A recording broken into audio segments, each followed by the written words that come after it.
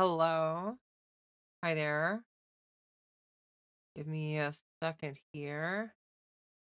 Um, I don't know why the Discord thing did not share my, uh, one second here.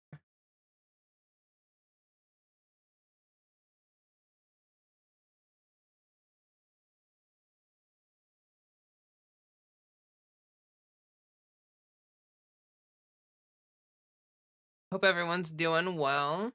Hope you're all having a great one. Hi there. I don't know how to say your name. Jerumalor? I'm sorry, that was terrible. Jerumalor? Jerumalor? Jerumalor? I'm sorry. I don't think I know how to say that properly. But welcome. Hi. And hi there, Brenna. Oh, shoot. Sorry.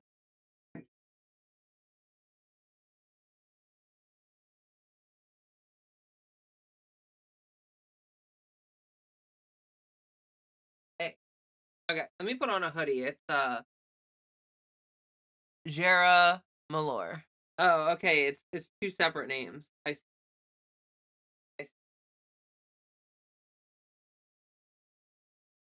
need this hoodie. I am chilly. All right. So, um, how's everybody doing? I'm doing all right. I'm here now, which is good. I Oh, the bot finally did what it was supposed to do. Okay. All right. All right. We are getting there. All I have to do is edit a couple things on the stream and we are off running. Hope everyone's having a great one. I know things are wacky right now. And it's kind of scary times for sure. So I hope you're all taking care of yourself, doing what you can. Hello, Violet. Welcome. Happy to see you here. I Hey Moss P. Welcome. Welcome, welcome, welcome, welcome everybody. Hope you're all doing well. I am doing all right. My sleep schedule has been beyond abhorrent. Like, hey there, Kristen. I cannot stop sleeping until like 5:30 p.m. And like last night I went to bed at like 5 in the morning, which is actually kind of with my current sleep schedule, it's actually kind of like early for me. I've been going to bed at like 8 in the morning or something stupid. And so I went to bed at like 5 in the morning last night, and I still could not get out of bed until like 5 p.m. I have just been really tired for some reason. I think like the crushing weight of the stress that I was feeling over the past like year or so has sort of just like it's finally like I could not like I wasn't letting myself process it because I was still experiencing the stress. So I was sort of in this constant state of mind where it's like, "Oh, I can't actually process the stress because I'm still feeling it. Like I'm still experiencing. I'm still in the It's like when you're in um a really bad place, you don't really let yourself confront like how stressed or whatever you were until it's all over. But it's also like it's the moans. Yeah, it's also second puberty and it's also like it's winter and winter is like, a very sleepy time. So that's for sure it as well. Like there's a variety of factors definitely. Like it's not just one thing. But it's been a bit frustrating for me. Like I have a hard time just accepting like if my body wants to sleep a long time, I have a hard time accepting that like I might just need that. Like that just might be what I need to do. Even though like, you should listen to your body. Like your body knows you better than like anything really. So if you feel like you need a lot of sleep, you probably do, and you shouldn't feel guilty about that. But here I am feeling guilty about it. Here I am feeling guilty.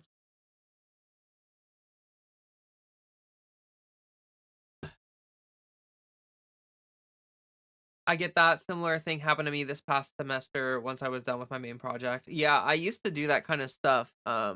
Like back when I was in college, you get done with finals and you get done with all that crap and you just like I used to have this really weird experience when I was in college where like I would hit summer vacation or whatever, and you go from having like literally things to do all day every day like nonstop to having like nothing. And like especially because like I worked through college, so for me it was like I was like music and philosophy school, so it was like 8 a.m. to 4 p.m. was like school every day. I was in college for like 6 years and I did that for basically the entire 6 years because music school is grueling and philosophy school is also pretty grueling. I think, like, my last year was, like, the only year I had, like, the authentic college of experience of, like, only having to go, like, 2 or 3 days a week and, like, not really having a lot of class load. But yeah, so, I would go to school from, like, 8 a.m. to, like, 4 p.m., and then I would go to work from, like, 4 p.m. to, like, 10, 11 p.m. And then I would go home and do homework until like 2, 3 in the morning. And then I would sleep and then I would repeat that. And like my only free time would be like Saturday or Sunday morning before work or something like that. And it was grueling. I got through it, but like as soon as I would hit like summer and I would start having free time again, I would have like no idea what to do. Like I'd be so confused and like what is happening? Like what do I do with myself? Like what even is life, you know? It's like it's really weird. Hey Quinn, welcome. Same thing happened to me at the end of this semester. Allowed myself to have a simple crying break for an hour on my last week there. Yeah. Yeah, like, so necessary, honestly. Like, you have to, like, just, like it gets so overwhelming. You just have to, like, get through it somehow and then just, like, let yourself experience all of the emotion and the stress and everything. It's really weird because, like, college is really not that stressful in terms of like high school, you're there like all day, right? Like it's like a long like you're there for like 6 hours.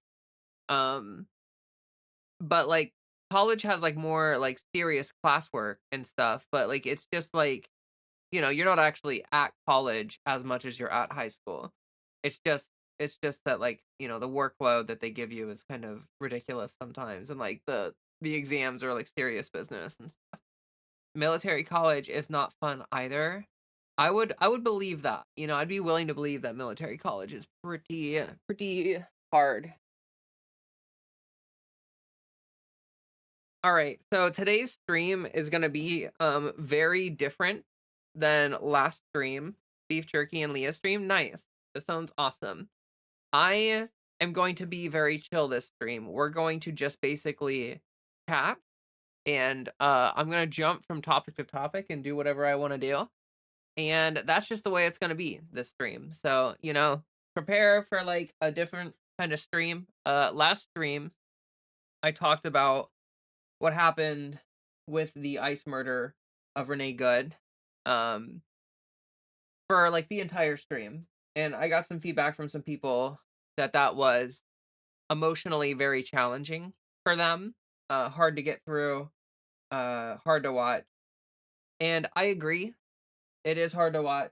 I guess I'm one of those people where like I get so mad when stuff like that happens. I get so angry. I kind of stop thinking about like how upset I am about it or like how like distraught I am about it and I start thinking about how like um I start thinking about hold- and I start thinking about like just how angry I am. I don't consider like, oh, I'm like really stressed out about this. I should like, chill out or whatever. So I tend to overdo it. But that's like super typical of a type 8 with the Enneagram, which most of you don't know anything about. I'm like a type 8 and like literally like the number one problem for type 8 is like not knowing when to quit, like pushing everything way too far, trying to go way beyond your limit. Like a lust for the extreme, for like living on the edge, which is super fitting for me. Like I'm literally a fire performer. Like, I do live on the edge. I do kind of have an element of, like, risk that I kind of enjoy in my life. Dadzilla, welcome. Beer, welcome from Missouri, the anus of America. Welcome. Happy to have you here.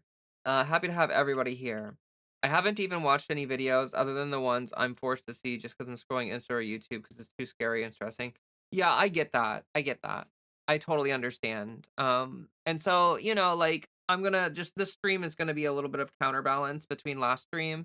I probably shouldn't have spent the entire 4 hours last time talking about that. I just got so sucked into the conversation that like it was all I was thinking about, you know? Like, it was just, like it was the only thing I was just sort of, like, hyper focused on it. Um, and it was, like, the same day it happened and everything, like, it felt like it needed to be talked about. Um, I'm not gonna talk about the murder anymore this stream really, like, in detail. Um, it's really sad. I I stand by what I said last stream. It's, it's like, it's like oh I don't know what he actually wants. I don't know if he actually wants pets. It kinda seems like that's what he wants. Oh, but yeah, I stand by what I said last stream. Um, it was definitely a murder. That guy should go to jail forever. Oh, Brett. Good idea for a chill stream, both for you and the viewers. Things are crushingly dark right now. I mean, when they yeah. Yeah, when are they not? But still, yeah. No, I get it. Things are really dark right now, and it's hard to um, exist during this time. So I don't want to like make it worse. That's actually been one thing that I've thought about during my stream a lot, or for like my content a lot, is that like some content creators don't really think about like their audience in terms of like there are certain left wingers or like just content creators in general that will pump out the most hyperbolic headlines video after video, and it's like I just I don't wanna make it things worse. Like, I don't want you to be watching I don't want you to, like, be stuck in it, like, every video has, like, a title that says, like, "The world is ending and everything is shit and you're all screwed and we're all it's so over." Like, I just, like I don't know, it's so dystopian. And, I wanna play the algorithm game, but I don't wanna, like, have to do that. You know what I mean? Mosby says, "I definitely understand how it could be overwhelming for people for sure. It's an uphill difficult it's all uphill, difficult, yeah, but a well-rounded journey." Oh, what is? I should also stop dooming. Um, I don't think I've been doomer at all, actually. Yeah, I don't think I've been doomer, like, at all.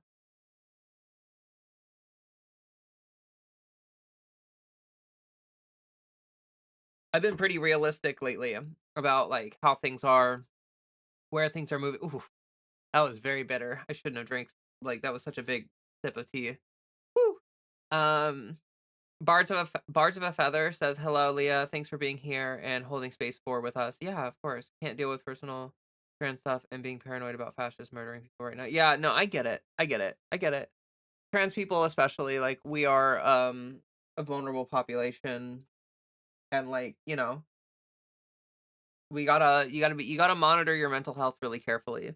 You don't wanna end up in, like, that, like, really, really terrible headspace, and, like, not be able to, like, function.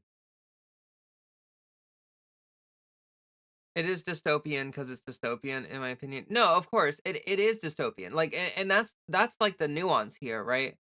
Like, there's a lot of darkness in the world today, and things are hard and rough, and, like, things are in a pretty dark place, but, like, there are certain YouTubers who, like, every single headline or every single video title is, like, just some version of, like, the worst thing that has ever happened just happened. And it's like it's just first of all, it's not even helpful. Like some of those content creators are like literally like just clickbaiting. Um, but also like it's just like it's not helpful, and it makes me mad that algorithms like support that content. Like they the reason they do that is because it works. Like your content gets pushed if you say something like super dramatic as a part of your title. Hello there, Kenshin. Gestures broadly. I can see your pain in your eyes. I used to hurt a lot, but realism wasn't always the truth. There's been a lot of times where emotions get involved in life humbles my perspective. Sensationalism sells. Yeah, sensationalism does sell. Um, so you're seeing you can see the pain in my eyes. Well, yeah, because like we exist in a country that has fallen extremely far. Um, and I mean, like America has always had issues. Like, it like it, this country is built on a flawed system. It's like this country is not and never has been perfect or even like good. Like we've never been the good guy. Like America aren't like we're not the good guys, Like we're actually probably some of the most evil people in the world in terms of like culturally and like the way that America has used its power. And I'm not saying that there aren't other terrible people, but like things are not great in the world, and America has not really done a lot to like make things better. Um, so like, yeah, there's pain, and we also exist in a time period where like the Democratic Party, like this is probably the worst opposition party in like in all definitely in probably in all of American history, but like certainly in modern history, of course. I mean, like polling states that clearly the Democratic Party is the least popular it's ever been. I'm pretty sure what is it like 60-70% of Democrats disapprove of Democrats. Like it's a super majority of the base hating the politicians. And that's a reality that we have to contend with. And like I think that in the past, I wanted to talk about this a little bit on this stream. There's like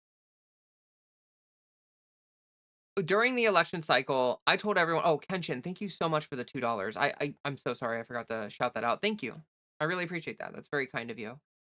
For those of you who don't know, this is like my job now. I'm doing this full time, and like I'm really scared about it because I like basically lost my job, and I don't know what I'm gonna do. So you know, everything help. I'm gonna run ads at the end of the stream so that like the whole stream is basically ad free, and then at the very end, I'll just like pop ads in as we chat and wrap things up. But yeah, super chats and stuff, and then also like I will do membership. Maybe I've been thinking about that. I have a Patreon, which is in my link tree, which I should link right now. But like I don't. I've been considering getting YouTube memberships going. I just feel like it's better if you wanna contribute just to go to my Patreon because I get a larger cut of that, you know? Like, I just feel like that's better, but maybe it would motivate people or encourage people to do more, uh, like, to just to get members like, maybe some people would get memberships, but they don't wanna get, um, like, the Patreon thing or whatever. Like, I don't know, maybe they don't have a Patreon account or something. So, I'm thinking about it. I'll probably do it, and we'll see. Anyway, uh we definitely need more hope pill content, not just on leftist channels, but in general. And yeah, and I've done that, and I want to continue to do that to the best of my ability. But I have to have like a bit of realism with what I'm saying here. And this is honestly the nuance and the balance that I'm trying to live in. Is that like I got to be very clear. I hate the Democratic Party. Like I hate them. I'm not a Democrat. I I hate Schumer. I hate Jeffries. I hate all of these people. I think that they're ghouls. I think that they hate you. And I think that they want us all to suffer so that they can live cozy in their little bubble and not have to worry about like anything at all. So I just want to make it very clear that like I'm a progressive. Like I am not a neoliberal. And I think that during the election cycle, I was advocating for people to vote for Kamala because obviously Trump is scary and is very scary. And at the time, it's like, yeah, we need to vote for Kamala because Trump is so, so, so much worse. But sort of the perspective that I'm coming to accept, the reality that I'm coming to accept is that, like, if we just keep voting in establishment Dems, like, we're just gonna keep getting more horrific Republicans. And like the cycle we are in right now is we put in some establishment Democrat who kind of slows down the descent, kind of like slows down the slow crawl towards destruction that our country, well, it's not very slow now, honestly, but like our country is moving towards collapse. It's moving towards all of these horrible things. And Democrats don't actually do anything to stop it or to make it better or to prevent that. They just like will slow down the decline when they're in office. And then because things don't get any better when they're in office, the Republicans get in office afterwards. Like, people like, oh, well, the Democrat was in office and didn't do anything, so let's put the Republican in office. And then the Republican makes everything much, much, much, much, much, much, much, much, much, much, much, much, much, much, much worse to the point where it's just like magnitudes of damage that are, it's incredible, right? And then we panic and we vote against the Republicans and vote for an establishment Democrat who again does the same thing, kind of like slows down the decline, but doesn't do anything to actually prevent it from declining in the future or to make anything better on any real substantial level because of corporate lobbyists. And then the Republican gets in again, makes things much, much, much, much worse. And like to me, this cycle indicates like being complicit, right? Like if Schumer's and Jeffries, like what one thing that the Republicans have illustrated is that if you as a political party have like a goal, if you have um some kind of ambition, if you have some sort of thing that you are trying to do, pretty much like nothing is gonna stand in your way if you really try. It's like that shonen crap where it's like if you just believe really hard, it'll kind of just happen because like it kind of does, right? Like the Republicans have illustrated that if you just don't care about anything else other than what your ambition is, like One Piece level shit, which for them is like the worst thing ever. For Republicans, their like One Piece dream is to like murder all the brown people and like make America like this Christian nationalist white ethno state, right? Like that's their ideal dream, la la land, whatever. But like they don't care what it takes or how much damage or whatever. Like they just that is their sole focus on doing on anything that they do, right? Um the Democrats don't have that. Like they genuinely don't have the ambition. They don't have the dream. They don't have any goals other than to just like uh m- keep the base complicit and keep everyone as less as like they're trying to be a moderating force in an environment that breeds extremism. And it's just like you just can't, you're not doing anything to prevent the right from getting more extreme, and you're not doing anything from like for like it's just yeah, bad. All right, let me read a little bit of chat here.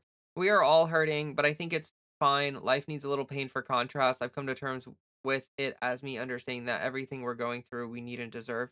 No, and actually, I would agree with you. I would agree that as Americans, the suffering that we are experiencing right now under Trump is kind of our fault. Not like you individually, but us as Americans culturally, we have sort of earned this like we have been a colonial superpower, imparting our will, murdering people, all this other stuff. Like we've done so many horrific things. American imperialism needs to collapse. And along with the collapse of American imperialism, I'm sorry, there's going to be suffering for us because like our system of comfort is built around imperialism, is built around us uh basically pillaging the world, right? And so if we lose our access to pillaging the world, then of course things are going to get worse for us until we're able to recalibrate and figure out what to do and how to move forward and what kind of system we can move into and stuff like that. Like I'm willing to accept a level of suffering in the sense that, like, America does not deserve to be, like, the sole superpower of the world, and that we are, like, this, like, dystopian, force that just seems to, like, always cause more problems in the world than we solve.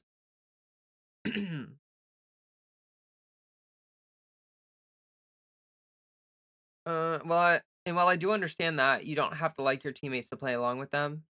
Oh, okay. Yeah, I see what you're saying. And here's the thing. I advocated for voting for Kamala Harris because I used to believe that same thing, that like no matter how ineffectual and terrible the Democrats are, we need to vote for them because they're not Republicans, right? But I'm very, very, very, and I don't even want to say quickly losing patience for that. I mean, right now I'm quickly losing patience for it. But like in general, I've been extremely patient with the Democratic Party. Like I got involved with politics back in like 2006, 2008, you know? Like all of that. And like I I've waited for the Democratic Party to do something, you know? Like to actually do something good, like to make good on some kind of fundamental promise to the base, to listen to the base. Like it's a joke that like, like people joke about it all the time. Like the Democrats don't do anything to listen to their base. Like they don't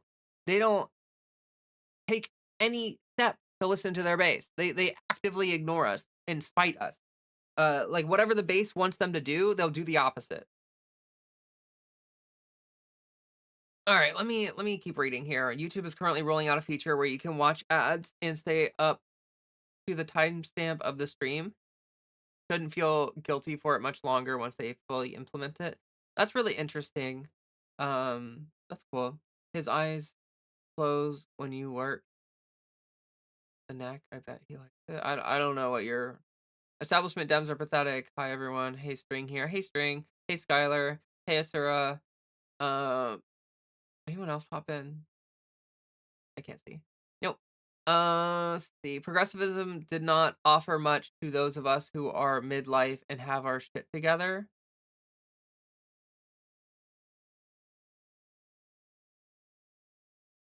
I'm trying to think about how to respond to that. Like, progressivism offers something like if you're still somehow comfortably in the middle class and you feel like everything is fine for you, I would say that that is a position of privilege to feel that way.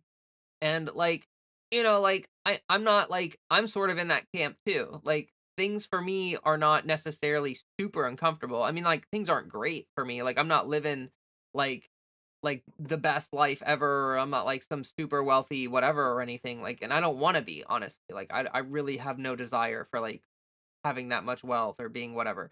But like there are people that under the current system are suffering greatly, like suffering extremely, and it's getting worse, and no one's listening to them. Like no one cares about them, and like the current system, if it continues, that group of people is only going to get larger and larger and larger and larger. Like the middle class has been shrinking for like decades, and it's only gonna get worse unless we do something different. Like I think Mamdani is the perfect example of how progressivism does offer something.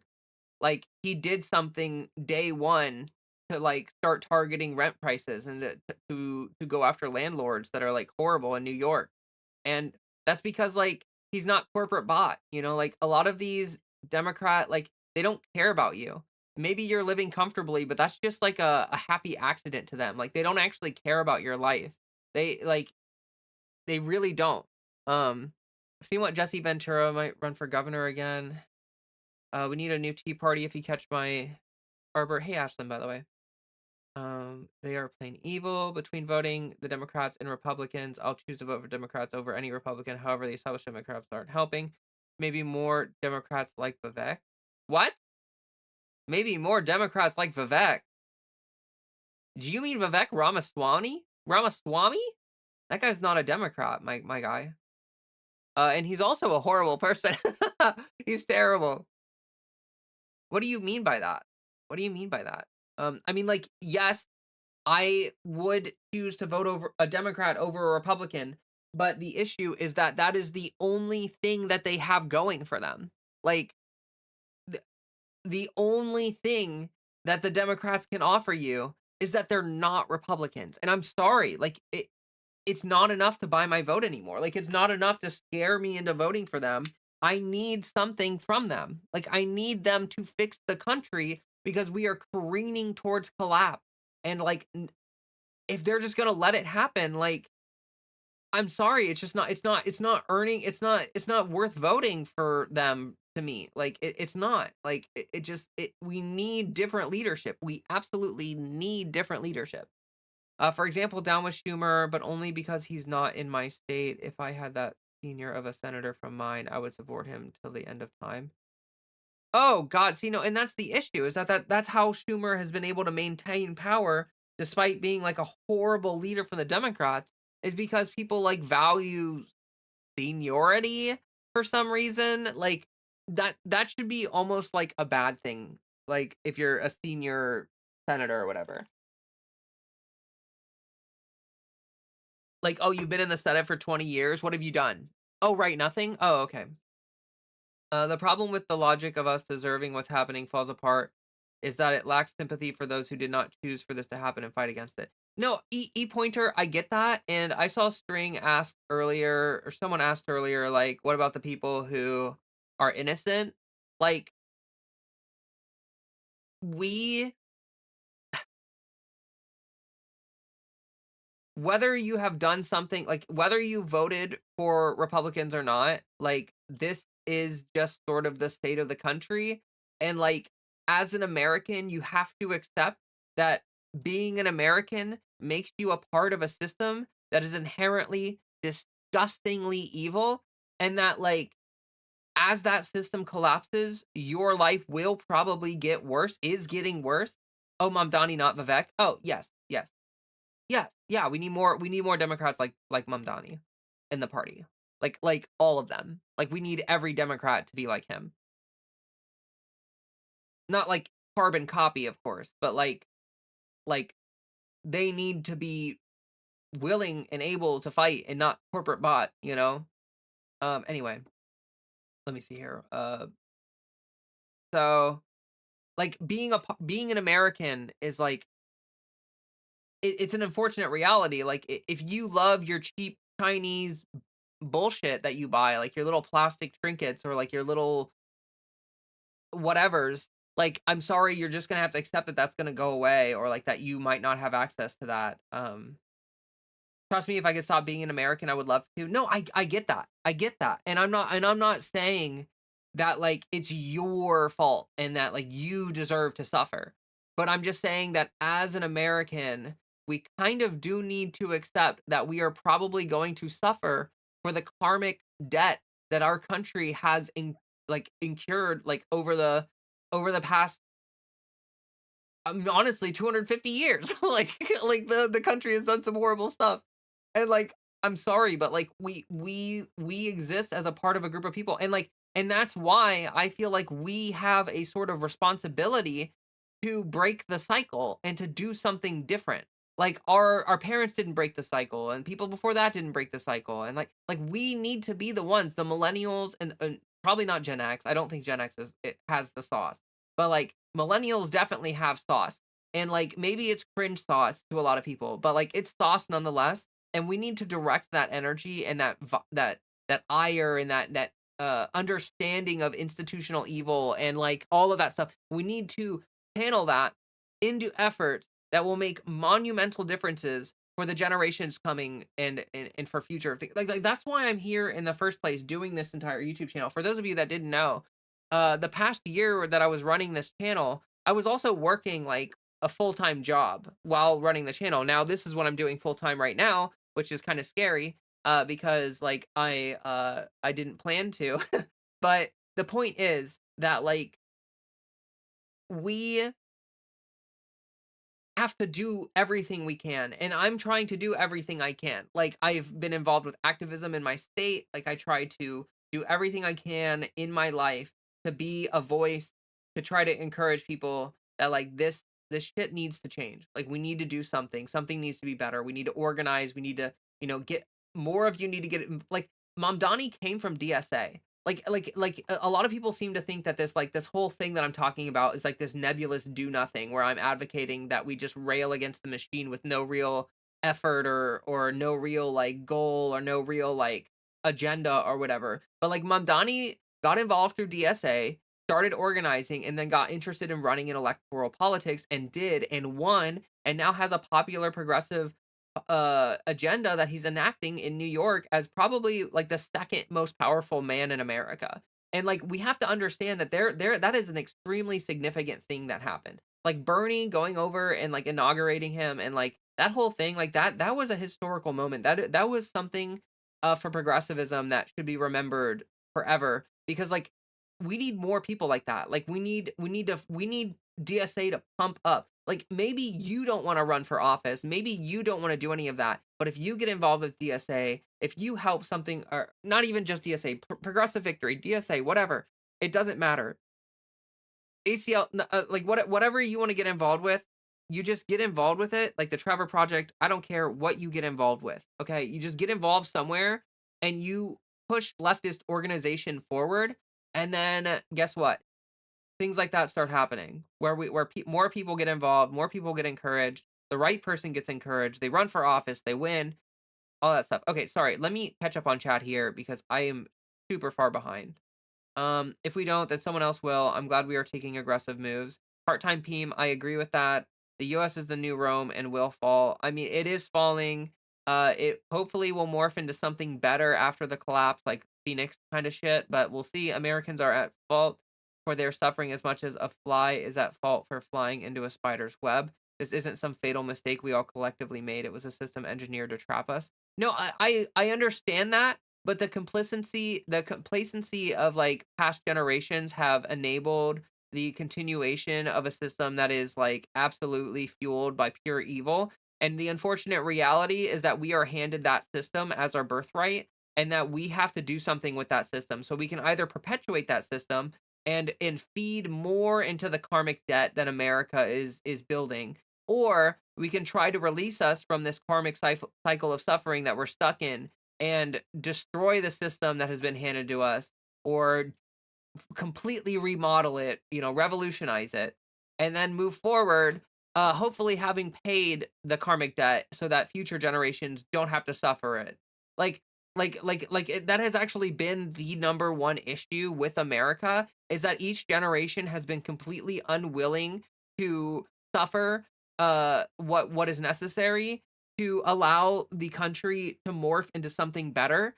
And for that reason, people like just compound the evil and compound the karmic debt and pass it on to the next generation. Like imagine if the boomers had, like dealt with the climate crisis instead of just going along with big oil and like instead of just like taking all that money from big oil and getting along to go along and oh we don't want to cause a shakeup and oh we don't want to have an energy crisis and oh we don't want to do this or that. And then all of a sudden, now we're being handed like potential global collapse because they didn't want to deal with it. What about the innocent people who did nothing wrong? I think I answered that pretty well. Hi Leah, Fredo, and all. Hey there, Red Fire, Blue Eyes. I get what you mean. Observing our actions from the outside would give you the impression that reactionary hogs are the worst, are the reason we suck so bad, but in reality, they are just thralls to some billionaire. Yeah, no, yeah, reactionary hogs are just thralls to some system that but they're complicit in it, and they because they speak like it's like the people that are trying to make excuses for the murder of Renee Good, like they are also responsible for the death of anyone else who in the future is murdered by ICE because they're making excuses for a murder like that's it's going to happen again, and those people who didn't stand up and didn't speak out are kind of just as at fault as the people who, like created the system of murder because like they're not doing anything to stop it. Dems are complicit to what is happening. We need to let go of the egotistical mindset and actually work on our problems other than shifting the blame, pushing the goalpost down the road. Yeah, that is exactly Lil Pink Dragon. That is perfectly true. I'm sorry I'm like 14 minutes late on your comment. That is so true. Another stream. Yeah, welcome, Ma Cotton. I think I heard it as the do nothing Democrats and the hateful Republicans. Honestly, both options are horrible. That is so true. Fucking right, sister. True. Honestly, if the middle class feels fine, then great, be fine and fight for the underclasses who need to catch a break. Yes, yes, yes. Yeah, if you're in the middle class and you're doing fine, then just yes. I've gotten completely dissuaded from joining Dems ever again. I fully believe in the potential of the masses to defend ourselves and build our own liberation. No one else with power is going to help us. That is, yes, yes. One of my favorite quotes from like one of my favorite songs it is that like you should be oh god, what is hold on.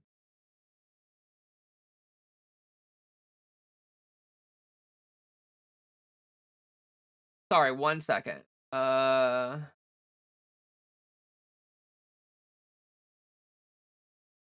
oh, wait. Where's the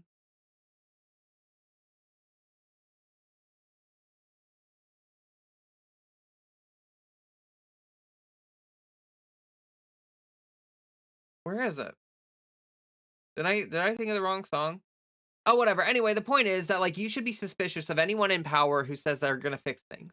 Like, you should be suspicious of those people, and you should really, like, give them full scrutiny. Like, we've had so many false promises, you know? Like, honestly, like, that's why, like, I'm still like, Mamdani has to prove himself. Yes, he won. Yes, he's a progressive. Yes, all that wonderful, great stuff. Super happy, but he's gotta prove himself. Like, he's gotta do it. Like, he has to walk the walk.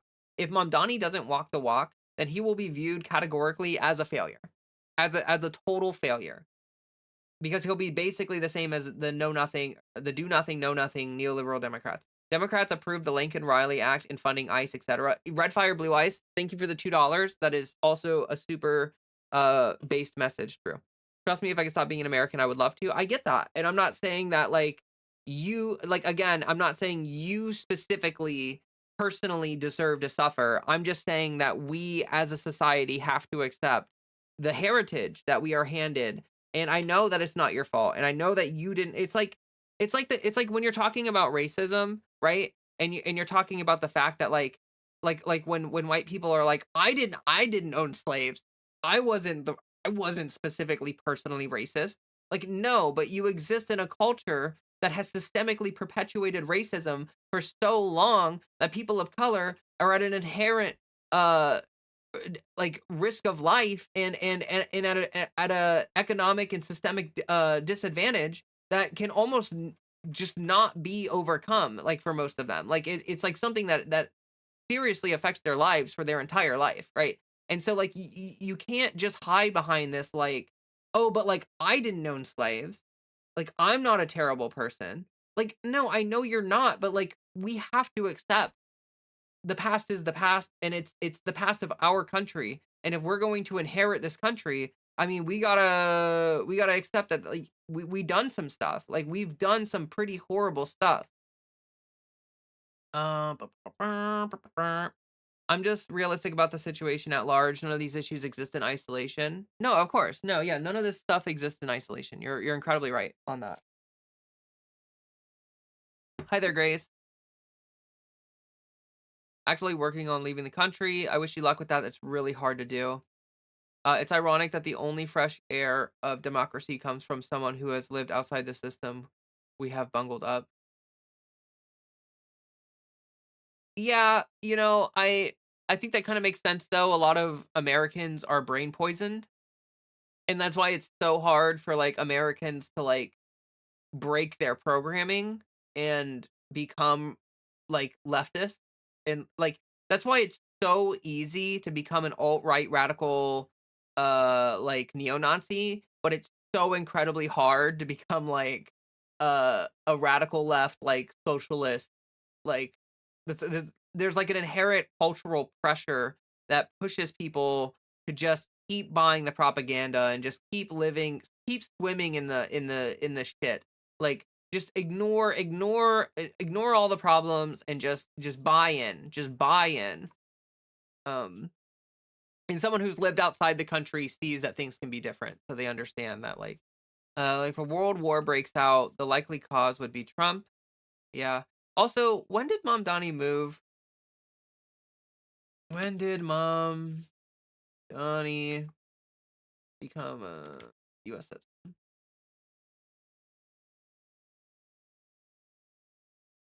2018. Gotcha.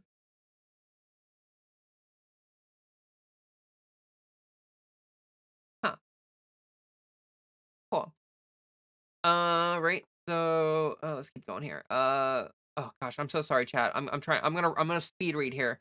If a world war breaks out, the likely cause would be Trump. I would agree with that. Gen X is the numb group, but like Trump is like a systemic problem that has been like built up. Like Trump is not in isolation happening. Heck, the origin of the U.S. is very evil. I mean, the genocide of the Native Indians, the Native Americans, and slavery. Most of the founding fathers had slaves. Yes, yes, yes, yes, yes, yes, yes, yes, yes. Yes. Like I watched the Humanist Report made a video where he didn't ask me anything, and Mike basically said that he would love to go back and like talk to like George Washington and be like just like pick his brain about like how can you be so hypocritical? Like how can you try to build a country that's built on like freedom and equality and build that around slavery? Like how can you do like doesn't that seem wrong to you? Like just to be able to talk to someone about that, like figure out how did they justify that insanity. There are some Gen X, my generation, who are still living in the past. Yeah, Gen X has sort of always lived under the shadow of boomers because boomers have held so much cultural power that like a lot of Gen X are afraid of doing anything in response to the boomers, and therefore it's just yeah, yeah. Uh, this country has become so bad so fast. It's still mind-boggling to me. Yeah, it's we've been hovering around a precipice for a long time where we're sort of just like inching towards the edge of a cliff, and it really does feel like we are halfway down towards the bottom at this point. Did you see the Jesse Ventura interview? I wish we had more like no, I haven't. I will look at that. Thank you. When an average person hears something like that, they usually take it very personally and it makes leftists look a little crazy. I never make this point outside of a leftist community. Yeah, we also need to vote Dems who claim to be progressive. Not just claim, or vet, sorry, vet Dems. Yes, we need to vet Dems who claim to be progressive. Yes, because there's a lot of people nowadays who say they're progressive, but they don't actually do it. Remember to turn on live chat instead of the filter chat. Yeah, for everyone in chat, top chat is auto selected, so you have to hit live chat to get access to the actual, the real chat. The real shit. Um, wait, where am I? There's so many ways to get involved locally too. Board watching, door knocking, neighborhood beautification. There's tons of work and so few hands. Building community takes work. Yes, and Serena, like you've made a great point that like being political doesn't have to involve like being a part of like some board or like being a part of a political action committee or being a part like those are political actions, but also like being a part of the neighborhood watch or being a part of like door knocking like whatever it is, like if you're just a part of your local book club or whatever, right? Like there's power within that to help bring people to a more rational decision. Honestly, like one of the biggest issues that prevents people from moving left in our society is that a lot of leftists are inherently bad at getting involved with local functions and getting involved with like um the locality, like the local population that they live around.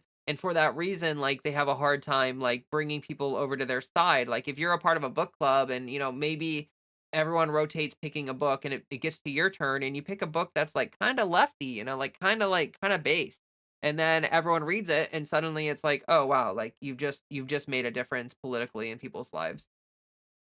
You also need to elect Dems who will hold this regime and their thugs accountable. Yes, this is actually the number one thing for me right now is that if the next Democratic administration, like whoever that is, if they do not specifically say we are taking these people to court, they need to be held accountable for the illegal and unconstitutional things that they've done, for the harm that they've perpetuated, and for the horror that they've like sent on the American people. If they don't, if they try to say we need to turn the page, I will scream, I will vomit, I will cry, and I will tears of blood will pour from my eyes as I scream and vomit and cry. Tears of blood. Like, that is literally what will happen. Like, actually, like, for real. Laying down some facts. I was supposed to get a phone call interview for a Canada migration appointment today, but no one called me. Oh, I'm sorry that you didn't get a phone call. Maybe there was just some sort of like scheduling issue. You should try to contact them back. Our current system is a cardboard box in a rainstorm. It will only last so long until we think outside that failing design. Yes, Lil Pink Dragon, that is a really great way to say it. Uh um, Never mind letting the criminals go scot free. Yeah, like we cannot let the criminals just go free. Can't do it. It's not gonna happen. I think the Democrat Party needs to change. The establishment Democrats get kicked out, and the more progressive Democrats get on the ticket. I'm thinking people like Mamdani, AOC, Bernie. Yeah, if I'm being honest, AOC is not progressive enough right now. Like she needs to hit the gas on the progressivism. The new footage is telling. Oh, you're talking about the shooting? Yeah. You see Renee Good also had a dog in the back seat. I did see that. All the stuffies, yes. Yeah, I did see the new footage. I think it's even more damning. Like she literally said to the ICE officer, like, "I'm not mad at you, bro." Like she was like, "I'm not mad at you. Like everything's fine, dear." Like she was like so like she was actually nice to him and then he murdered her, which is sickening. Sorry, we won't get too deep into that. Imagine if she had a child in the back seat. I know. The thing is that she had went to like she had just dropped off her child at school or whatever or something, and so like the child was in the back seat right before that. Like, you know what I mean? Problem is a lot of people in the middle class is that they have this thing about there has to be people worse off than them. Yeah, both parties are equally awful. If you're uh wait, both parties are only equally awful if you're a white man who is moderately good looking. Both parties are only equally awful. I I I kind of don't know what you mean by that. Honestly. This Trump administration is so evil. Under this regime, citizens have less rights. Freedom of speech is being attacked and criminalized. Uh Overthrowing governments, not caring for the Constitution. Yeah, yeah, this administration has been disgusting. Exactly. You know what is so sad about the idea of moving out of the country is that the country you move to will eventually fall in the same fate. Potentially, yeah. I mean, there are definitely countries who have systems that are way, way, way more resistant to this corruption and stuff. But we do have to understand that the corporate class is a global class, like it's international. Like international, like corporations trade internationally, they function internationally. Like, you know, even with all the tensions and everything that we have internationally and everything that's going on, you have to understand that like you can still go play like Genshin Impact, like you can still go play like Chinese video games, you know, and like enjoy their media and all this other stuff. Like there's a lot of cultural crossover that happens. Um what are you doing, friend? What are you doing, buddy? What are you doing, buddy? Yeah? Are you trying to cuddle? Is that what you're trying to do? Okay, we can try to cuddle. You wanna try to sit on my chair? It's not gonna work, but you can try. Yeah, you can try, Fred. Um, my dad is always saying the left is the most violent political party. Is that true? The last thing we gotta do is give the right ammunition to frame us as violent. No. No, no, no, no, no, no. The right is monumentally more violent than like like look up the amount of mass shootings that are perpetuated by leftists versus right. Like, okay, the amount of mass shootings perpetuated by right wingers versus left wingers.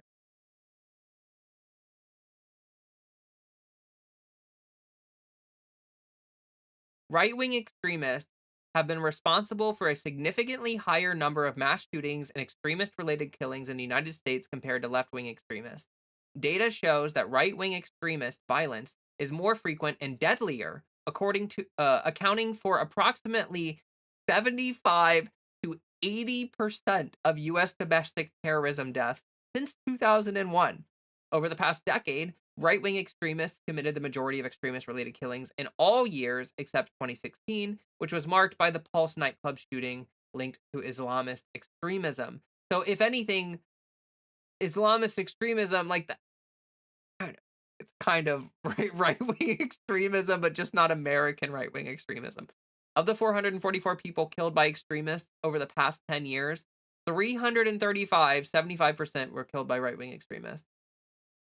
A study analyzing mass shooters found that 39 of the 55 were ideologically motivated offenders. Oh wait. A study analyzing mass shooters found that 39 of the 55 ideologically motivated offenders were driven by right wing beliefs, compared to 4 with left wing motivations and 12 linked with Islamist extremism. So out of 55, 4 of them were left wingers. 4. Like, not even double digit. Like, not even double digit. So, uh, just, have those statistics at the ready, because every time someone brings up these radical leftist extremists, these transgender extremists, it's worth mentioning that, like, almost all political violence is perpetuated by the right wing. Also, let's remember, wasn't there oh yeah, that's right. There have been Democrats murdered who were in office. Remember that one time that Paul Pelosi got, like, violently attacked, like, attempted murder was tried on him. You remember that? Like, it's just one of those things where, like, yeah. So, to be fair, I find it really easy to get other people my age to agree with some pretty radical takes. You can't frame your argument in terms that are weaponized in popular discourse. I like to say you shouldn't be allowed to own another person's livelihood, and a lot of people will agree with that without connecting it to socialism. Yes, actually, and you know what? You know what, Zolto? I will say that that is actually, like, a really important thing that I want leftists to internalize moving forward, is that we need to focus on the not the left wing. Like, okay, you cannot keep saying defund the police. You need to instead say, we need to allocate funding to social services for people in mental health crisis, so that police officers can focus on fighting crime instead of focusing on responding to distress calls. Like, do you understand what I'm saying? Like, if we say what we actually want to do versus, like the stupid left wing framing, like, propagandized, like we need to do better at taking our messaging and disconnecting it directly from, like, yes, if only we implemented perfect Marxism in society. Like, instead say, like, hey, the working class should be really getting, like, should be making a lot of, like, the profits shouldn't go straight to the owners, like, of these businesses. Like, the workers are doing all the work. They should be, at the very least, fairly compensated, if not part of the ownership of the business, which leads directly to, I don't know if I said that loud enough. Unionization is what that leads to. I don't think the whisper got picked up. Is it just me, or is there a rise in fascism or authoritarianism across the world? There is. There is. There has been a resurgence of right wing authoritarianism, which will be probably defeated in the future, because, like, we're already seeing around the world, there has been like, since Trump got in office and certain other right wingers, extremists, have gotten into office around the world. We have seen instances where um they have, like, Trump has made right wing authoritarianism, like, less popular by being in office, because everyone sees what he's doing, and Americans are, gobble that stuff up, but, like a lot of, like, people around the world are not. They see what's happening. Like, they're not buying the propaganda. So what is so unfortunate is that we weren't paying attention to what Republicans were planning during the Reagan years and ascending. There were people that were paying attention. It's just that the Democrats who were in power weren't paying attention, and they didn't care to listen to the ones that were. And so they just kind of, like, let it happen, you know? So many ways to organize. Mutual aid is crucial, but even dance parties are powerful for building communities, giving us reasons to fight. We connect, we love, we fight. Dance and music is practice. Yes, yes. Grace, thank you so much for mentioning that. Actually, I wanted to mention that, like, I'm a part of a fire spinning, like, a flow arts community in my in the United States, I guess, because it's like all throughout the United States. But like the fire spinning community, the flow arts community is inherently leftist. Like I think some people would like disagree with that, but like the flow arts community as a whole is trans exclusive, is queer inclusive, is inclusive of all races, genders, everything. Like we're very like we try very hard to be a community that people feel safe in, right? So that kind of moves us in a left wing direction naturally because like if you care about marginalized people, then that sort of just puts you on the left naturally. So like I cannot describe to you how many people have probably been moved left by being a part of the flow arts community, being a part like they get involved because they think fire spinning is super cool and awesome, but then they learn to love and respect other people along the way. You know what I mean? Like they learn to dance, they learn to get in tune with their feelings, they get more comfortable with their sexuality, and suddenly they're like a socialist. So yes, yeah, doing anything locally, organizing anything at all, teaching an art class, doing anything like that, incredibly effective in very, very good ways to get people to move to the left. Hi, Leah. Hey there, Leah. So much happening. My brain hurts, my heart hurts, my anger rises, and the will to fight. All this is strong nonetheless. Yes, I feel that it is really frustrating and scary and there's a lot going on. It's really frustrating, but it does kind of make me want to just like yell from the rooftops louder. Like if we can move into 2028 with like the entire Democratic base slightly radicalized towards progressivism and we can get someone like not literally Mamdani, but if we can get someone like Mamdani in office, it'll be huge. It'll be huge. I don't know why stream numbers are so low. See, this is why I do not like knowing how many people are watching my stream. I hate that it shows me that. Like, can I turn that off? Let me look real quick here. I do not see a way to turn right now. I do not want to see how many people are watching, but unfortunately it shows me. So, cognito hazard. The only group of people who can consistently make that connection are petite, but they are. Hmm. I keep falling behind on chat. There's so much chat here. I'm sorry. Let me speed read real quick again. Most street level Nazi thugs got off scot free. Unfortunately, kind of see this going similarly. Unfortunately, heck, if Democrats want to win the upcoming midterms, they better seriously walk the walk and not just pay lip service to win their elections. I agree with that. Yep. I yap too much for this stupid character limit. It probably reads like I'm insane talking to air. No, you're fine. I like reading your stuff. Sorry about my Gen X ramblings. Read silently. No, no, no, no, no, no, no, no, no. If you're Gen X, you're fine. I'm saying like the generation as a whole is not radicalized enough. Like Gen X, like a lot of them are institutionalists. I know a lot of Gen X people that are like not right wingers that voted for Trump.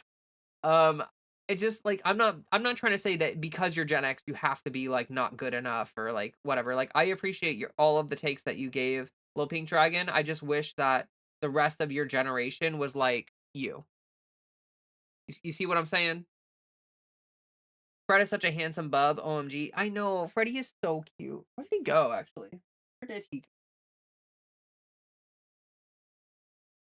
I don't know where he went. I think he's trying to stay warm or something. Poopy boy is gonna destroy capitalism. Oh my god, that's such a good idea. Asura, all we have to do is send Fred to Washington to like shit on everything. Like, we just send Fred to DC. He shits on everything, covers everything in shit. They got to start over, right? Like, at that point, it's just like, just start over, wipe the slate clean, burn it all down. Well, maybe don't burn it because that's probably like the fumes would probably be deadly to everybody. But like, you just start over, right? They're trying to manipulate people that the left wing are violent when the right wing is more. Yes. I'm gonna clip that and send it to my dad. LOL. Okay. Historically, I mean, he can just Google, like, you can literally just Google it. That's what I did. I just Googled it, and it popped up. Historically, left-wing movements commit violence against the state. The most vulnerable person a left-wing movement has ever killed was a cop. Right-wing movements, however, are literal Nazis. Yes. We should hold all people's views to the highest level. Money shouldn't gain any special favor or sway. True. What I meant is, in the other comment, is that if you are trans, POC, female, disabled, obese, ugly, well, I don't know, or poor, there's no equivocation between the left and the right.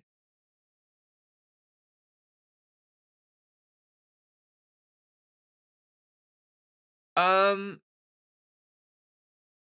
I gotta disagree with you, Quinn, on that. I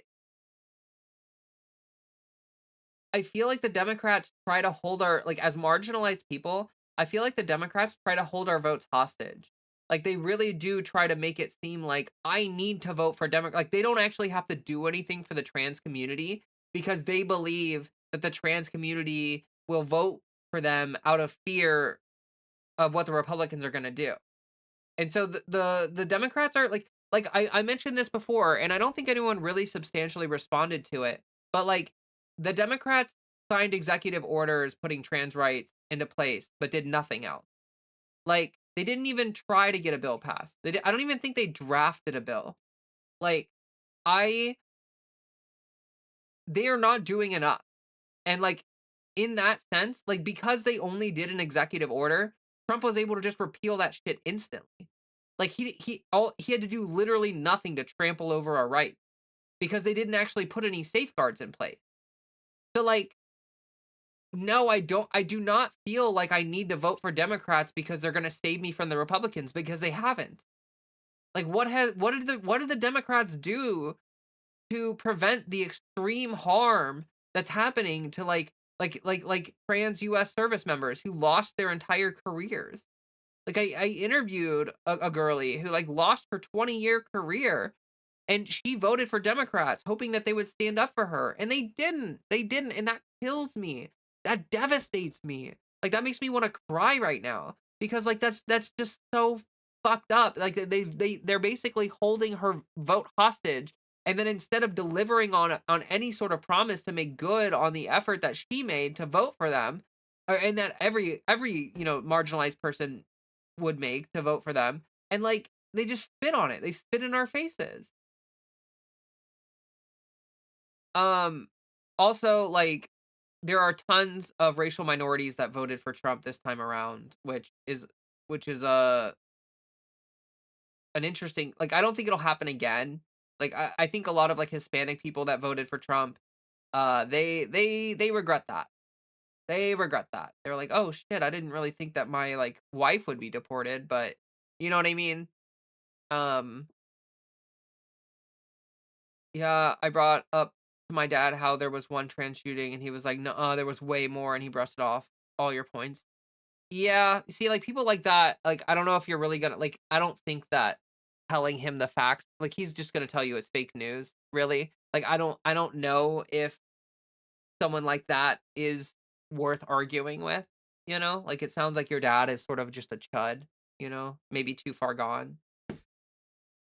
Islamic extremism is not left wing. They are religious fundamentalists. They are like your scary Christian uncle. They are falsely framed as left wing because actual leftists defend Islam as a minority. Yeah, wait, I said they're right wing, right? Like I said they're essentially conservatives, right? I said that, right? Did I say left wing on accident? I'm pretty sure I said they're right wing. It's kind of disturbing they graphed that as its own data point. Yeah, I know. I know. They didn't want to say that right wing extremism was like 99% of all shootings. And so they were like, well, actually, there's this stuff called Islamic extremism. It's like just a different form of conservative extremism. Like it's just right wing extremism. Um, I thought that was really funny as well. It's in a disturbing. Is anyone else hearing reports of trans people's USA passports getting backdoor revoked, being falsely marked as lost or stolen, and furthermore, at scale, news sites won't say people affected are trans. Minimum wage should be livable wage. Heck, the minimum wage has barely gone up in the past 15 years. Yeah, exactly. Nadia, that's really interesting. I early on in the administration, when they initially passed the executive order, I did see a lot of people who were having issues with their passport. I have not heard much about that in recent history. I know a judge ruled that they weren't allowed to mess with people's documentation, but like have seen that like the administration just kind of like doesn't care about injunctions or anything. So I don't really know what the state of the passport stuff is. Actually, like, I kinda wanna look into it because, there's a flow arts festival that happens in Germany called Phoenix, and I would love to go to it. Like, I have a friend in Germany who would host me.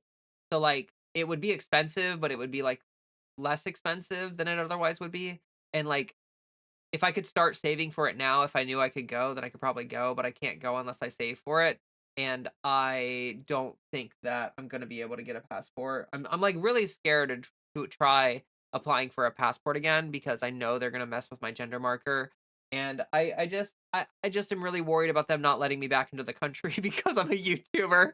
I'm really worried I'm gonna leave the country and try to come back, and they're gonna be like, "Actually, we've decided you're a domestic terrorist, so you're gonna have to go to, like, CCOT or whatever."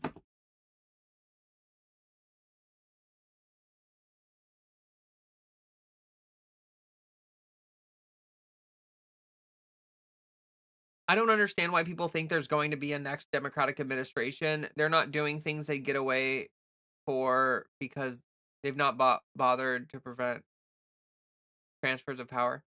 Um, I I do think there will be a next Democratic administration. I do think that the right wing is gonna try some really wacky shit, during the election.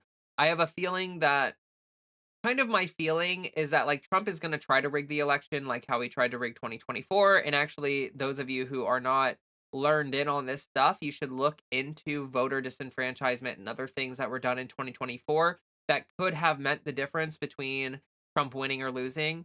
As a matter of fact, there's some evidence, maybe superficial, but there is some evidence that Elon Musk like may have done some really shady stuff to kind of like make Trump win, even if he didn't actually win. Like Musk's son, like literally said out loud, like, "No one will know what we did." He. Like, yeah. So like I do think we will have another Democratic administration, but really the thing is, like, is it going to be an administration worth something, or is it going to be another do nothing neoliberal Democrat who just like lets the decline continue? We need radical leadership. The right is calling anyone who objects to what they're doing left-wing terrorists. Yes, they are. Left-wingers want to be nicer to animals, let queers be themselves, and give people housing and health care. Left-wing violence is borderline oxymoronic. Yes, yeah. That's the reason why. Um, if you want to argue like at a basic level, the reason why right-wing extremism is so common versus left-wing extremism is because of that simple fact that like right-wing ideology is built on fear and hatred and left-wing ideology is built on like good things like acceptance and tolerance and a desire to help people live their best lives and stuff like populism.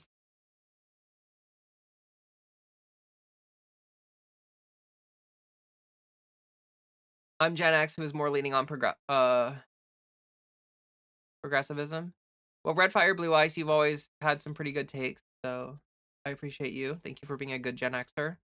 I have been a community leader organizer in South Minneapolis for the past 10 years, performance arts and LGBTQ community. It has been incredible to see how many grassroots orgs step up and help. Yes, yes, we have to be clear that protesting and civil disobedience is not terrorist behavior. It is a right. Yes, exactly.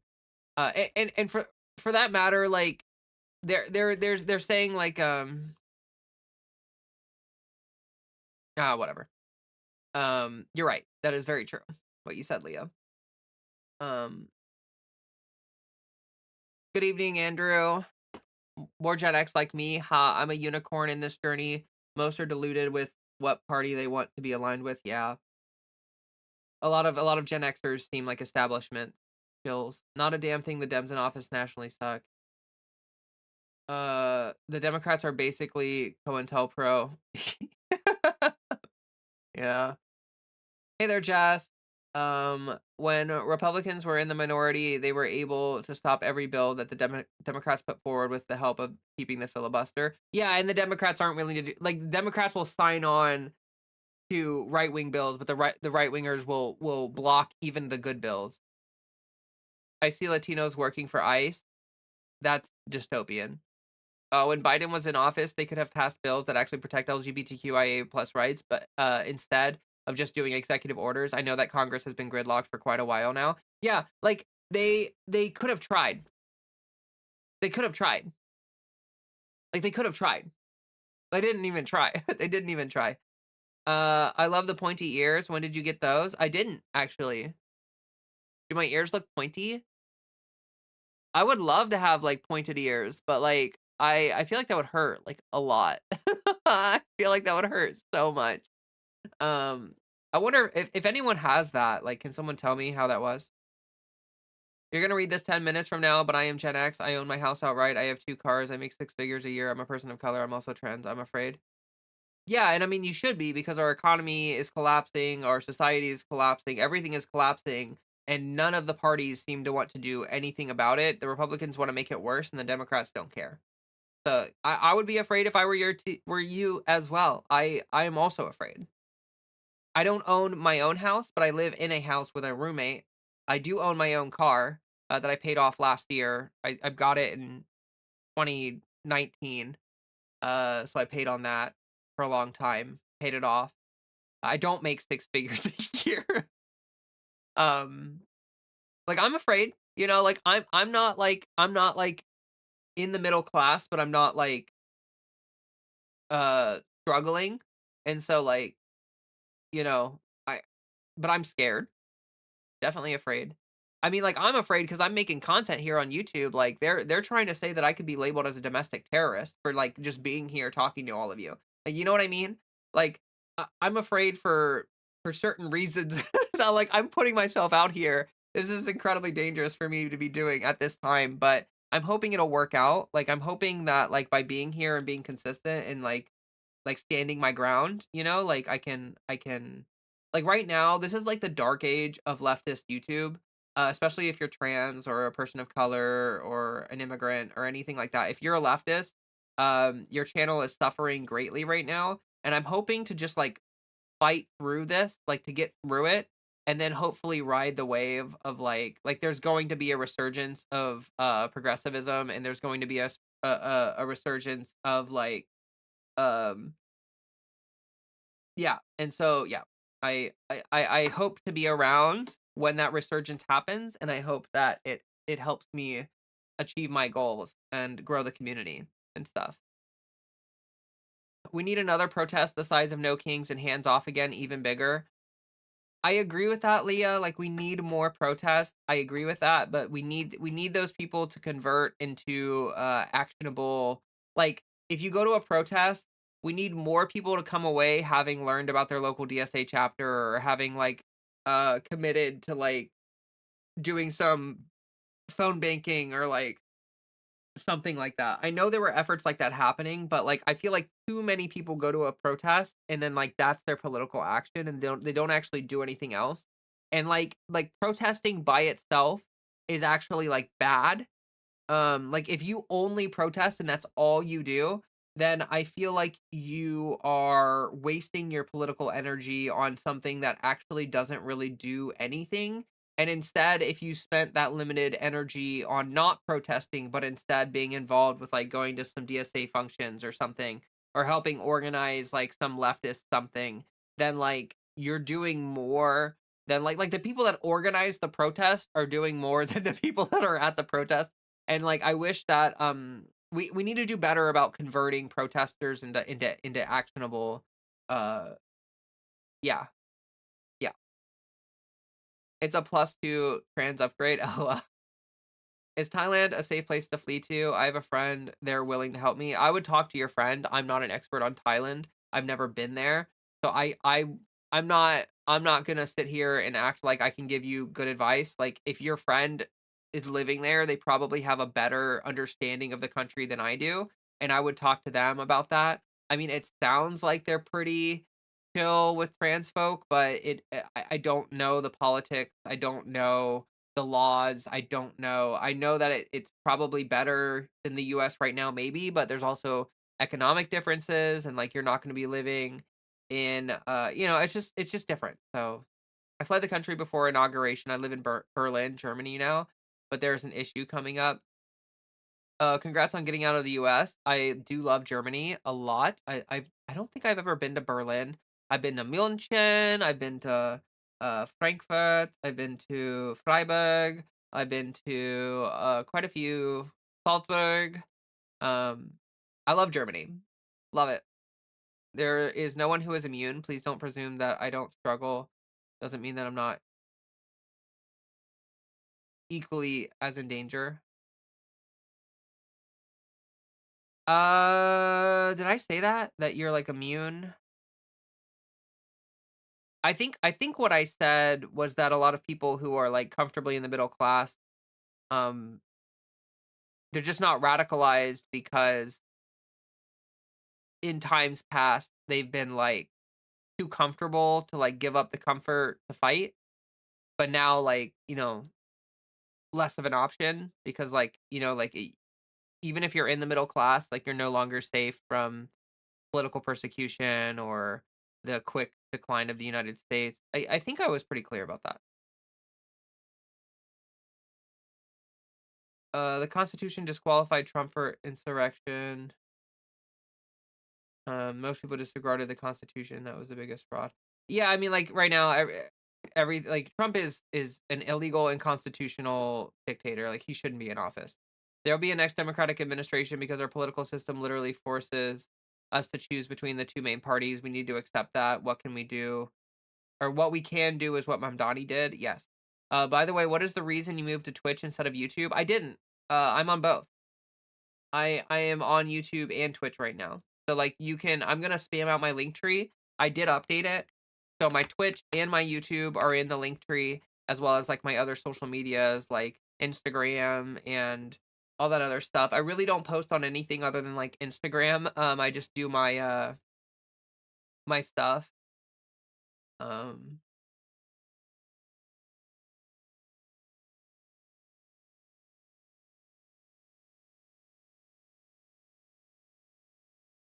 Wait, where was I? Another trait with right wingers is perpetual victim complex. That is so true. You fuck with tuna melt? No, actually, I'm not like a huge tuna girly. Like, I'll eat tuna, but mostly as like a camping, hiking food. Protesting is the most American thing you can do. Yes, which is not necessarily a good thing. Gee, I wonder how. Uh, Wait, Godzilla. I'm not sure what you're referring to. Trump is unlikely to withstand old age long enough to be involved in 2028. That is true. Otherworlder, hello. Because I'm an older generation, I can't fully understand social media things like memes, but I do feel like I can at least be unified with Gen X on the importance of liberalism. I would say on the importance of progressivism. Don't fall into the liberalism trap. The angle you're in makes them look pointy. Well, that's good. She dual streams. I'm trying to boost the algorithm to help her awesome girl. Thank you. I really appreciate all that. SEA, as an Iranian, I want to speak about Iran. My bareheaded people under a total digital blackout are fighting for freedom, demanding an end to the evil regime. Well, good luck. I, I, I, yeah, I wish you luck. I'm sure there's a lot of people that live in your country that very much do not like the Ayatollah and everything. Um, I don't know what else to say about that really. I'm Gen X and very, very imminently, I'm too doom pilled to qualify as a Marxist, but I think they were good guys in this Cold War. I heard that some LGBT creators are getting emails, letters from the FBI. Oh, I should pay more attention to my email. Ooh. If I open up my email right now and I see something from the FBI, I'm actually gonna freak out. Not really, but that would be like kind of wild. I don't think I'm big enough for that right now. Honestly, like I really don't think I'm big enough. Um, when, like, uh, I look over at Twitch and it says like the FBI has followed you, and it's like, whoa, whoa, what's going on here? Xeno Witch, welcome on blah, blah, blah, on Twitch. Thank you for being here. I just asked for 2 days off later this month so I can attend meetings for my local DSA. Hell yeah! Not sure what to expect. Yes, thank you, Xeno Witch. Thank you. Thank you for doing something that is so amazing. That is so good for you. Yeah, and I love how you said you're not sure what to expect, but you want to be active in some way. That's exactly what you should do. And also like maybe you get involved, maybe you find out in the long term that DSA is not what you want to do with your time or how you want to be involved.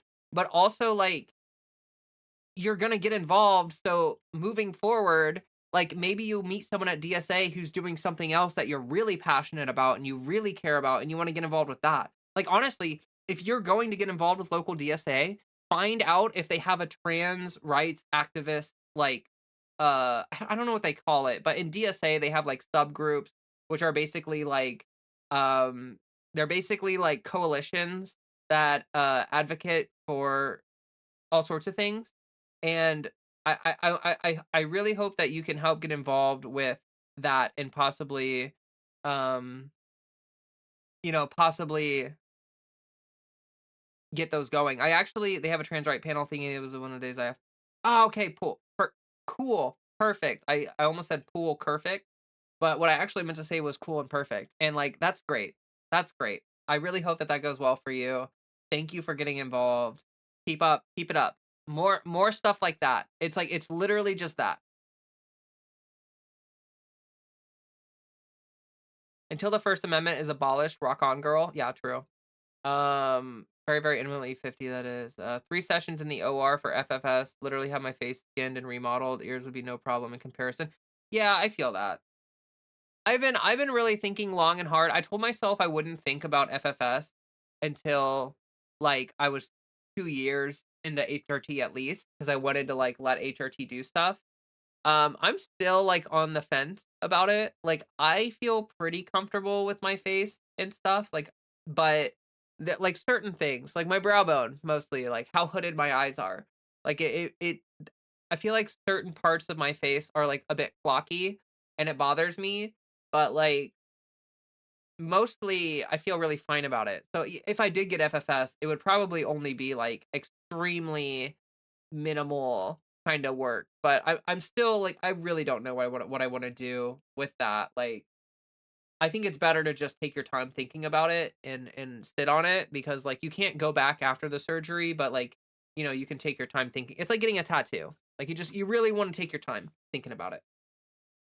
But I am thinking it's actually one of the reasons why I'm sad that leaving the country might be really a big struggle because like I think facial team would probably be the surgeons that I go with because I hear so many good things about them. So I want to like do a consultation, but I'm pretty sure facial team is like based out of Spain or something. And so like I don't like I think it's like Barcelona. So like I have no idea how I would like get there and stuff.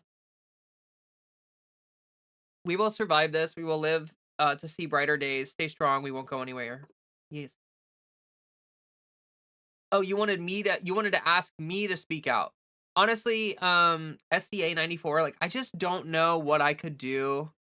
Like I'm obviously if you're against the Iranian government, like thank you.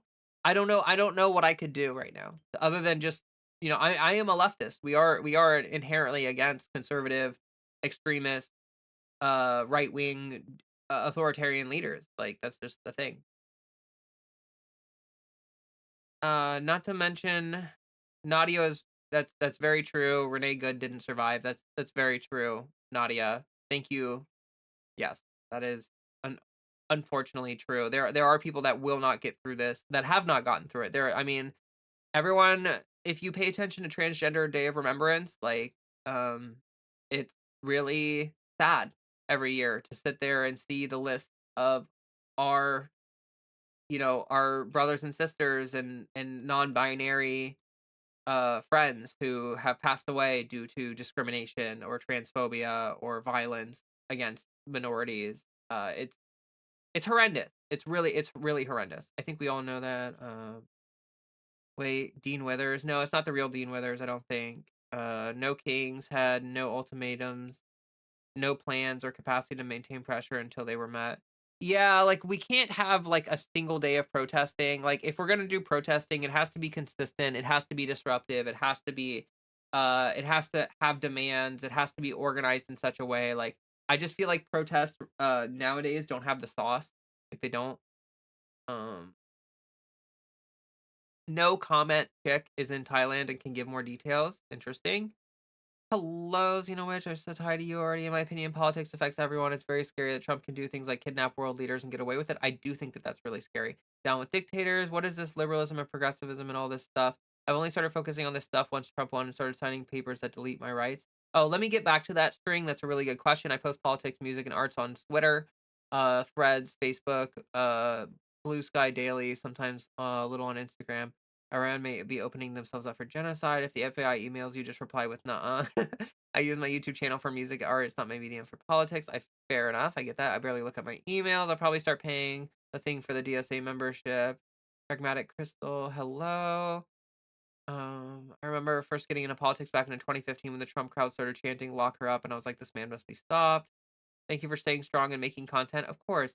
Thank you. I'm trying to be here. There is a very bearish about trans rights in the first three both feature in the West. Not the sound behind the times. What is FFS? FFS is facial feminization surgery. It's a surgery that a lot of trans women get to, well, not I don't want to say a lot, like a portion of trans women get to like try to help with their dysphoria, essentially. Right now, Canada's Social Democratic Third Party is having a leadership race, and I bring up the issues of trans refugees and the Safe Third Country Agreement whenever possible. Thank you for that. Sorry, I feel really dumb right now. Don't feel dumb. It's fine. Try having a typical Neanderthal shape of a face. Learning makeup tips with highlights and shading can help. Yeah, yeah. I mean, like I try with makeup. Like I try. I guess I just feel like I don't wanna have to wear makeup to look clocky or to not look clocky. You know what I mean? Like when I don't wear makeup, I feel like I look very clocky. And when I wear makeup, I feel like I look less clocky, but it's just like, yeah, I don't know. Started my surgery journey in 2022, proceeding with 1 or 2 visits or per year. It takes time. Yes. That's okay. I had to go get the understand short form. Thing in NYC didn't do a good job with me on 2 different fronts. I've seen other results of his that were good. I'm super bitter. I'm sorry to hear that. In 2023, when our friend was shot for being trans, we organized and fought like hell, got the trans panic defense prohibited in our state after a super long, painful fight for it. That's really good, Grace. I agree about protests. They must have more concrete purpose. I was impressed with the size of the No King protest, and I loved No King protest. I mean, I agree. I was impressed with the size, and I liked that it happened, but it needs to be more consistent, and it needs to be like there needs to be pressure put on things. If I'm being totally honest, I do not think you are very clocky. Well, thank you, Sevens. I appreciate that. It's funny because I get different responses from different people. Some people, uh, some people clock me very quickly, and some people don't clock me at all.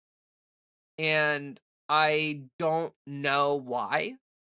Like I'm not really sure what it is that people clock like and honestly, like this is like one of those like brain poisoned, like I've got like worms in my brain, and every time someone clocks me, it's like, what did I do? What is it? What about me? What did I what was it my outfit? Was it my makeup? Was it my voice? Was it what you know what I mean? You absolutely code butch in your dress often. Yeah, I dress very lesbian coded. Like I definitely dress very lesbian coded. And I don't or like trans girl coded, I guess. Like and I don't really care. It's fine. What's actually really funny, I meant to mention this to all of you. I went to a market not too long ago and there were a couple trans girlies who were there as well. And one of them was like I was wearing boots, these purple cargo camo pants that I'm wearing. These right here. I was wearing boots, these. I think I was actually pretty much wearing this outfit. And this one of the girlies came up to me and she was like, "Oh my god, I love your outfit." And like her friend was wearing like the same outfit basically. It was so funny. Like, yeah, there's definitely like a little bit of a stereotype. Portland coated. Yeah, I feel that. I dress the same way. Yeah. Yeah. Every time I try to wear something that's like super straight girly coated, I feel really dysphoric. Every time I've tried to wear like a dress or a skirt or like something like really straight girl coded, it just like it just makes me feel so bad myself. So yeah. You dress like a biker chick, basically? Yeah. I feel like that's kinda how I dress.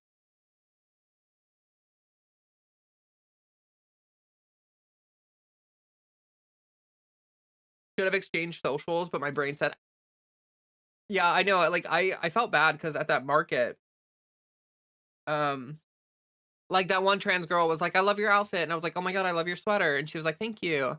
And then that was, like, the end of the conversation, and later on, I was like, "I kinda feel bad," like, I should have, like, tried to talk to them more, or, like, I should have tried to engage more. Like, I feel really bad that I sort of just, like it was, like, this really short interaction, like, I probably should have been like, "Hey, like, we both live in the same city, like, like, you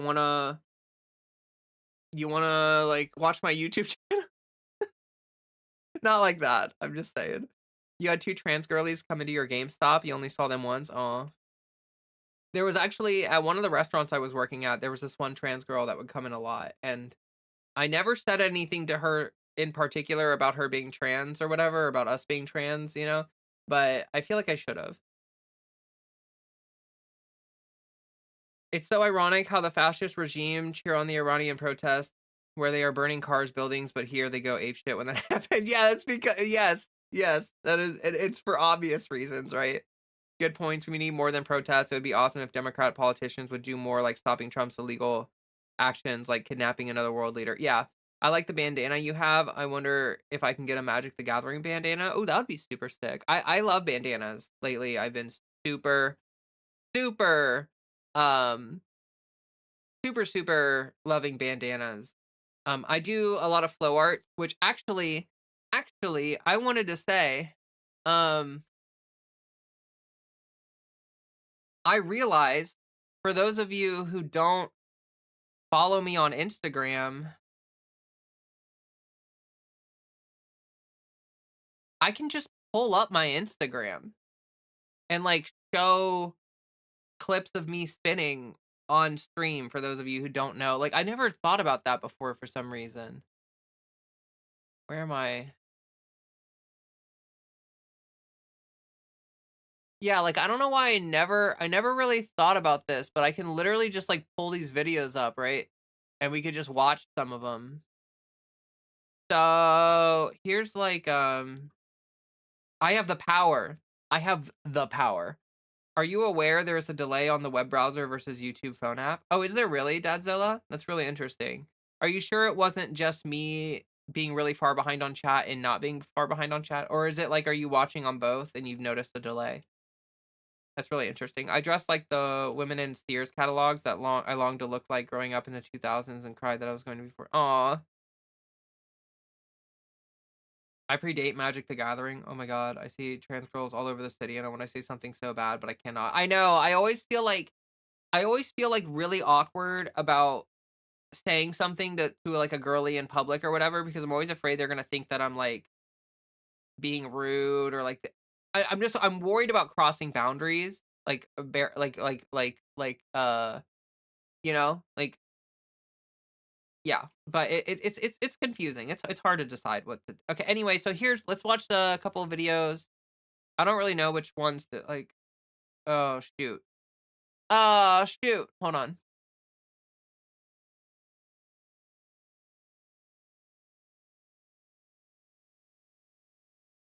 I gotta log in. I don't think it ever used to make me log in. Is that like a new thing? Do I need to log in? I don't remember my Instagram login.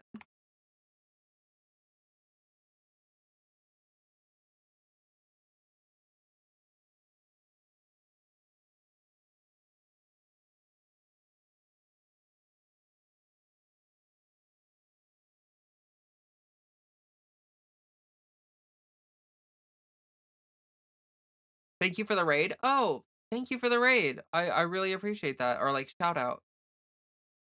It was just me climate chatting with a guy from Greenland. Oh, okay. Well, thank you for raiding, though. I really appreciate that. It's way better than the hate raid I had last stream. Last stream, we had a bunch of conservative hate raids. It was really fun. Okay, I am logged in now, so we should be able to watch these. Yay! So this is me is wait, can you I don't know if we can see the whole how do I hold on. Whoop.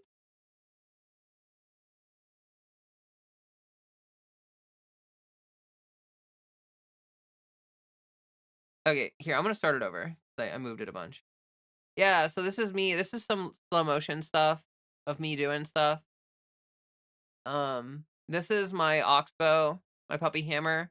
And like the reason I wear the bandana all the time now is because when I spin, the bandana is the only thing that keeps my hair under control without getting in the way. Like I mentioned this before, but like when I use clips or whatever, my hair like the rope will get caught on the clip and like pull my hair down.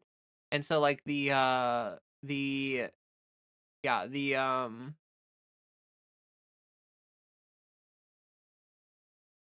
bandana is like way better. Wait, was that one? Did I post multiple in this one? Oh yeah, because I was learning this like new like there's this thing that I do right at the beginning of the clip. It's like a new thing that I was learning right there. It's like a tangle, it's like a wrap, it's like a looped wrap that gets sort of like tangled and allows you to like it's basically like a kind of like a capture mode, but not really.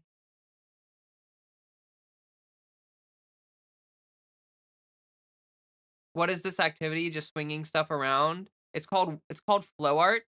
And it's something that I do. So this is an oxbow, a puppy hammer. It's called a prop, and it's all about doing this. Like I do fire spinning, so this is me doing it on fire. This is from a while ago, so honestly, like this is pretty old, but yeah, like you're just it's like dance. Um, it's kind of like dance. It's like movement art. Moving meditation is a way I like to describe it. Like flow arts is often a practice of like learning how to um quiet the mind and just move and focus on dance and expression rather than like your brain being whatever. I love how when I do that there's like one moment where like when I grab the head and then I throw it, like my hand is like on fire for like a couple seconds because the fuel like leaked into my glove. So wild. I love the Kevlar gloves. They're so fun. Like being able to grab something that's on fire is just such a fun, like honestly so fun. So that's Puppy Hammer. I have a little more of it. Like you can see me do some of the I grab the heads, they're on fire. Woo, it's so fun. But I also do this one's called Dragon Staff. And this one's pretty good. This clip is actually not as good as a different one that I have. Here, let me show a different one. I feel like this Dragon Staff burn was sick. Was so sick. Grace is also a flow artist, by the way. It isn't the size, but the intent of the action. Do I huff concrete dust? No. You're very skilled. Thank you. I've been doing it for like 10 years. Kind of reminds me of twirling fire batons. Yeah, a lot of people say that. It's sort of like an Americanized version of things that are common in certain like island cultures, like islander cultures. Um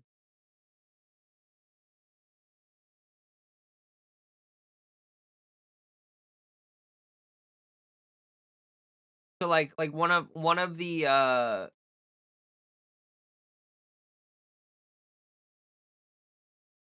like there's like a New Zealand Islander tribe called Maoris, or Maori, and they do this thing called poi, which is something that we do here in America, but it comes from the Maori language and means ball on a string.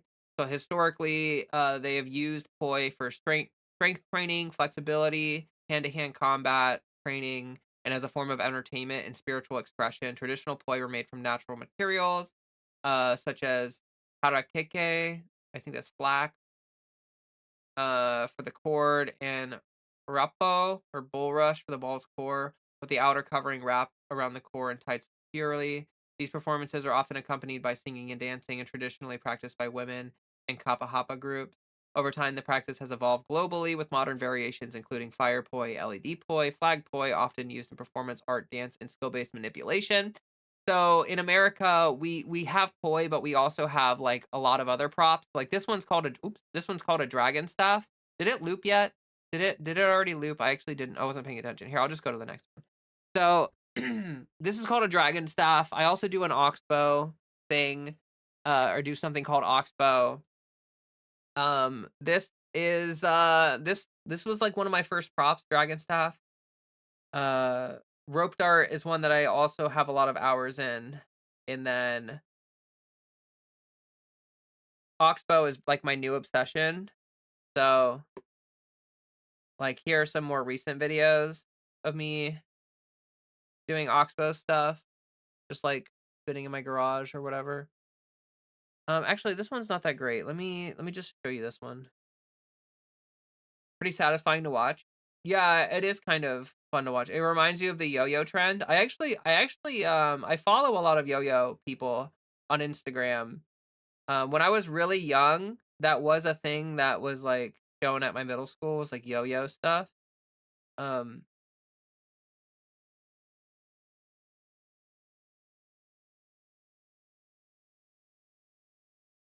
yeah. So takes me back to your martial artist days. Yeah, oxbow is actually closely related to a lot of like martial art weapons, like meteors. How did you learn to do flow arts?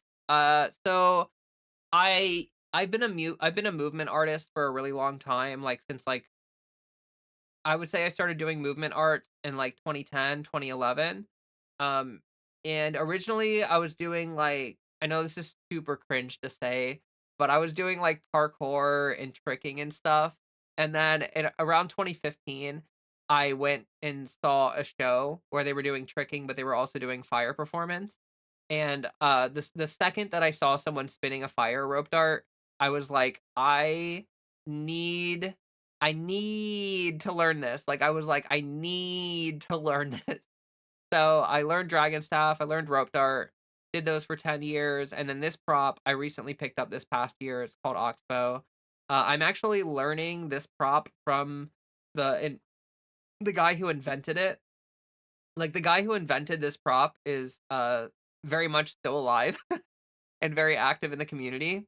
And it's been an absolute honor to learn from him and to be able to learn from a lot of people though. Like it's not just him. Like I'm learning from a lot of people in the Puppy Hammer Oxbow community. They're very friendly, very accepting, have been very trans inclusive and very open to teaching and all that stuff. So like one of kind of like the point of um kind of the point is like it's movement meditation, right? So like the flow state is like the flow state is like a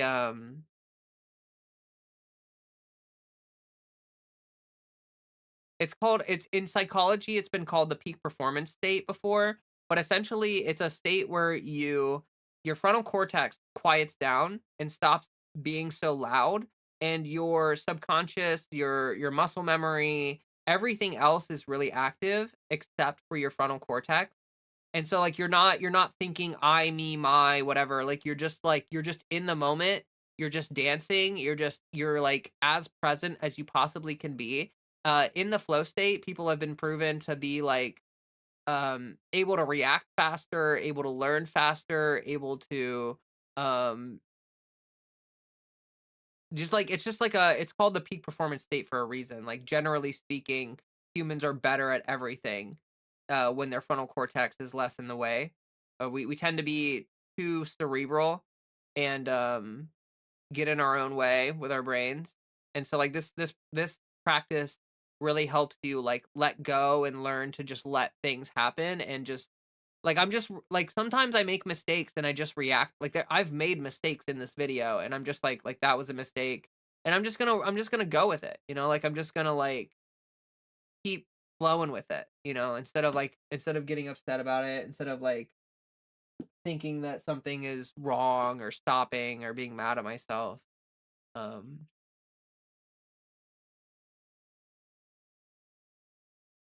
Shashiji, mirror ball, dancing sticks, many types of things like this. Yeah, there's a lot of stuff like this. Like it's kind of just like dance, really. Like it's just like dance. Like it's basically just dance. Um just you're dancing with something instead of like by yourself.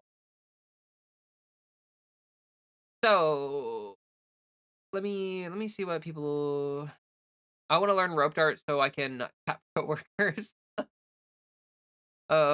People would not appreciate that. Uh Love this. Thank you. I would love to learn, or I would learn to flow arts. However, I'm not very coordinated. I wasn't very coordinated when I got started. Like you learn, you know, like you get more coordinated as time goes on. It's not like there's this there's this toxic idea that a lot of people have that like talent is necessary for something. Like people watch me do this and they're like, "Wow, you must be so talented."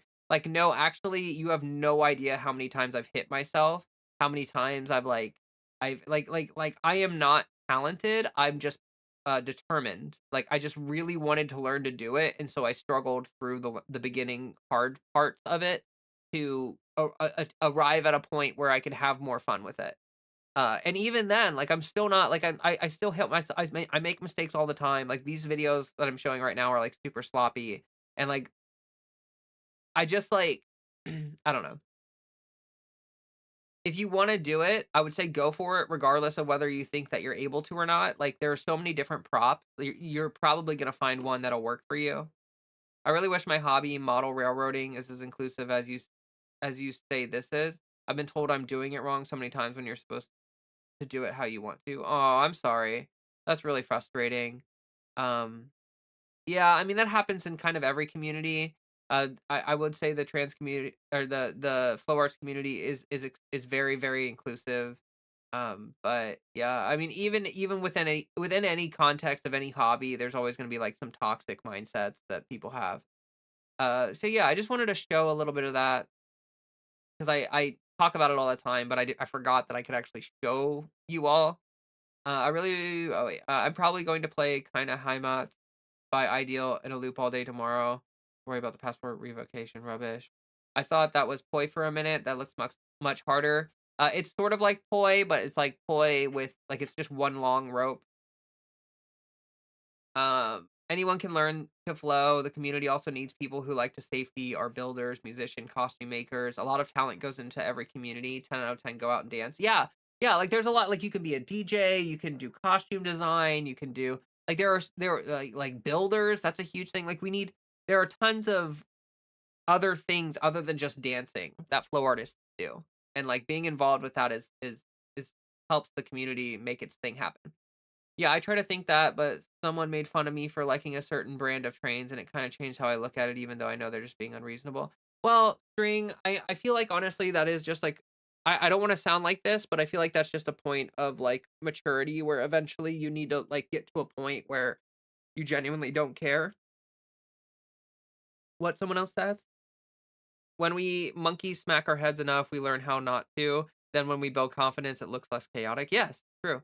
I've gotten less coordinated and talented over the years thanks to disability. A friend of mine built me a fire cane. Flow arts is accepting of all skill levels, fun to get into. Yes, yes, exactly. Like it's not about being the best. It's not about even being good. It's just about doing it. It's just doing it, you know? I say that as I say that as someone who grew up with hobby trains. Oh wow. I guess that old saying is so true. Practice makes perfect. However, perfection I don't think exists, so practice makes better. Yeah, practice makes progress. Practice makes progress. Doesn't make perfect. There's a lot of conservative old dudes in the model railroading community. I would imagine that there's a lot of conservatives in that community. I would not be surprised. The feeling you were describing is the same as when I am playing freeform guitar, just letting uh letting it flow out of the fingers almost as naturally as using language. Yes, yes, yes, yes, yes, yes, yes. Yeah, so the flow state can be found in a bunch of different mediums, actually. Like, the flow state is not exclusive to flow arts. You can get it in sports, you can get it in music, you can get it in all sorts of different art forms and expressive forms. And honestly, what I would say is that if you find a hobby or you find something that allows you to enter the flow state, you need to stick with that. That is a sign that that is something that is so congruent with your being that you don't even have to think about it to, like, to enjoy it and participate in it. You know what I mean? If you had to choose, would you rather live in Metro Austin, Texas, or rural Oregon? I I can't answer that question because I have not been to those areas enough to, like, be able to have, like, an actual educated point of view, on that. Like, I would probably say maybe rural Oregon, but that's I don't know. Like, Austin, Texas is an incredibly left wing place, but hey there, one love. Welcome. Okay, so I forgot that I need to probably do, like, a video or something, and I've been struggling to figure out, like, what am I gonna do for a video? And then it struck me, like a sudden flash of brilliance. I know what I'm gonna do. So we're gonna do that. So I'm gonna get ready to record a video, which means I'm actually gonna go take this cup. My tea's almost done, so I'm gonna finish this and then run this cup upstairs. And then we're going to start a video. The first video that I've made in too long, honestly. But I wanna just like run this cup upstairs real quick. I will leave my camera on in case Freddy decides to I don't know, be on camera. Maybe he's just gonna sit over there and lick his butt. I don't know what he's gonna do. I will be back momentarily. Oop, watch. Did you rub your butt on the carpet?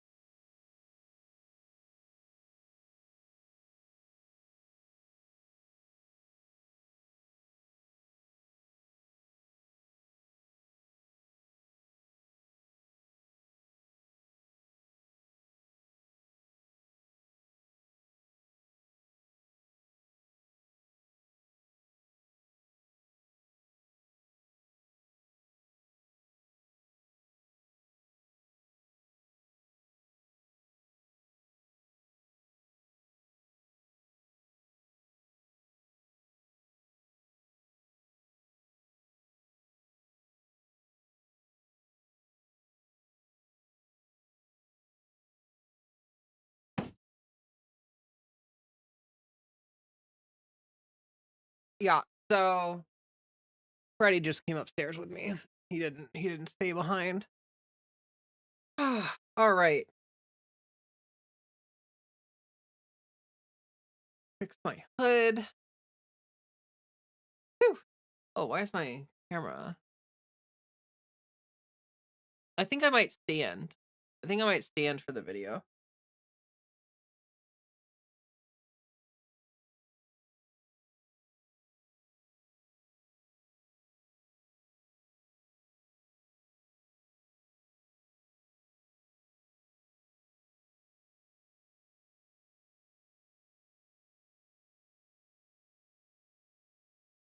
Oh boy. Kind of feels nice to stand up after sitting down for a couple hours. Ooh. Ah. Fighting in the ring always used to put me in the flow state. Yeah, fighting can be a really good way to get people into the flow state because like risk is like a huge part of it. Ooh. If I could travel anywhere, where would I go? That's genuinely really hard to answer. Oh my. Oregon is great, but if you need something, expect to drive many hours for something. Yeah, I wouldn't want to live that rural.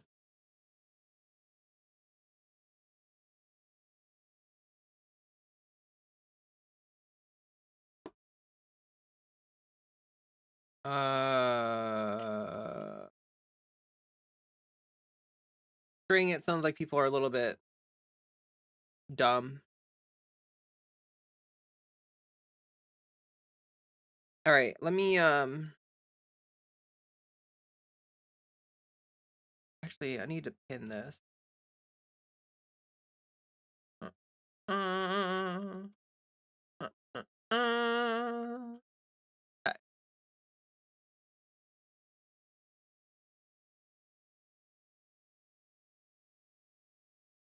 So we're gonna do a the video. Give me a second. Why did I pull up sticky notes? I pulled up sticky notes for something and I like can't remember what what I was why did I do that?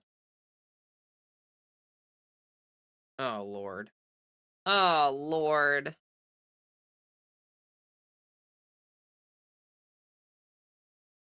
Oh, I probably need to get chat up on stream if we're going to yeah, give me a second. Because if we're doing a video, chat will have to be on stream or on screen because the video won't contain chat. Give me a second. I gotta remember how to set this up real quick. I think it's like a browser something. Let's see.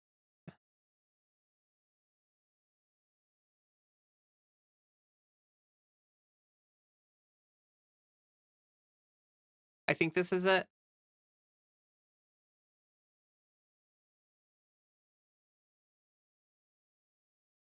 That looks terrible. That looks so bad. Uh, is there a way that I can make it not look like that? Appearance.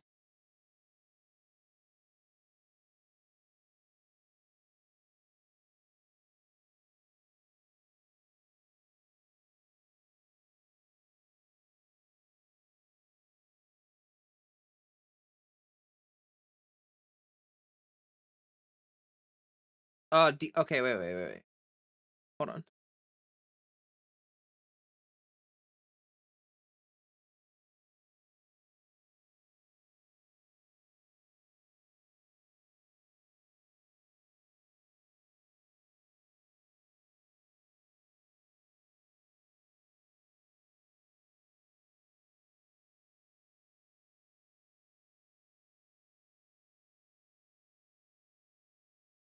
Yeah, give me a second. We're almost there.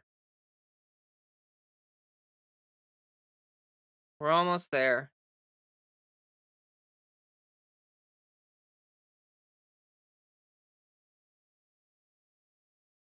Okay, this should look a little better.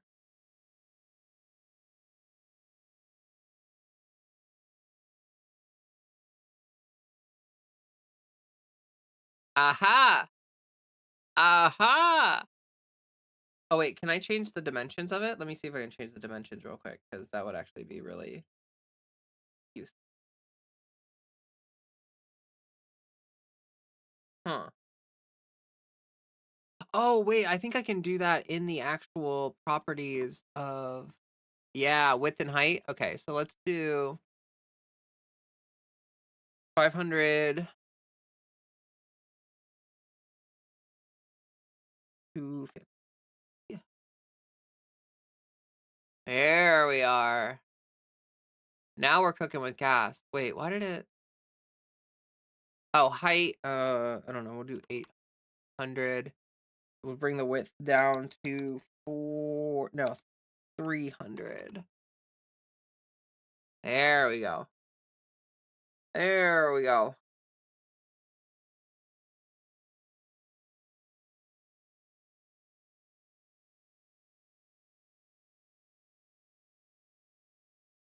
Boom. Would you look at that? And we should have both chat. So we should have YouTube and Twitch. I don't think there's anyone chatting on Twitch.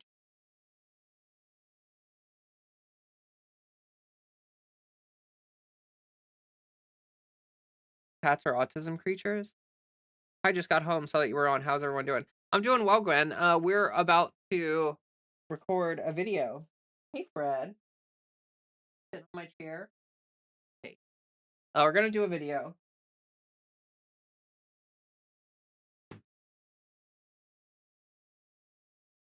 Basically, you'll find out very quickly what the video is about. But just want to let you know that you're all about to be on the recording. You're about to be a part of the experience. The chat is ready. Um, I'm kind of trying to decide if. Hmm, let me try one thing real quick. Let me change the opacity just a little bit. Is it better with a little?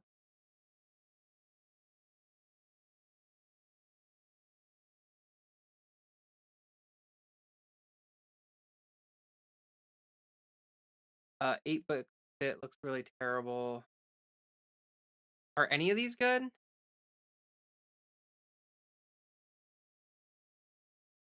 Hold on, there's like different themes, and I'm trying to see if any of these themes look better than.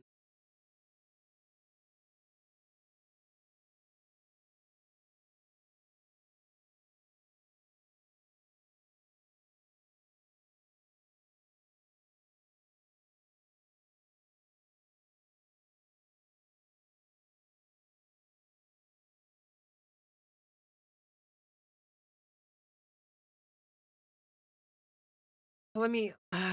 Gosh, I don't know if I really like any of these. Honestly, I feel like a lot of these look really bad.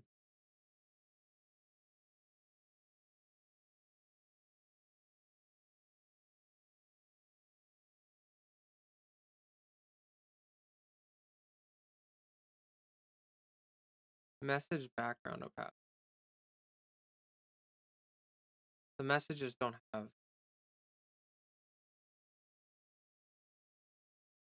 Let me try this. If this isn't better, we'll just go back to the.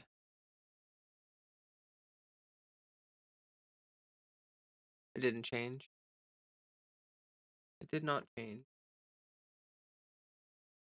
Right? Yeah, it looks the same to me. It should look a little different. Copy. Did I not paste it?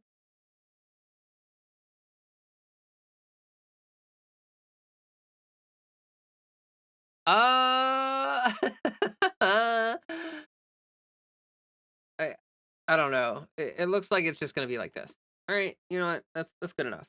That's good enough. All right, let me see. Hey, hello, Allison. Are we near the beginning of stream? Did I actually catch one? This is not the beginning of stream, but we are going to be catching the. You're about to be a part of a video. Um, you're about to be a part of a video. All right. So with all that being said, we are going to jump into the video. while I'm in video making mode, I will interact with chat somewhat, but you know, it'll be kind of like me yapping a bunch. What am I doing this weekend? It's a great question. I don't know. I am here. Computer problems always frustrate me. I remember taking a computer networking class and getting so impatient. Yeah. All right. All right. All right. All right. I'm gonna try not to be awkward. It's gonna be a pretty chill video. It's not gonna be like anything wild or anything. It's just gonna be sort of a broad general video, and yeah. So just you know, get ready to get ready to say hello, chat. To when I start my video, how I always start my videos. That's how you will know that the video is started. Okay.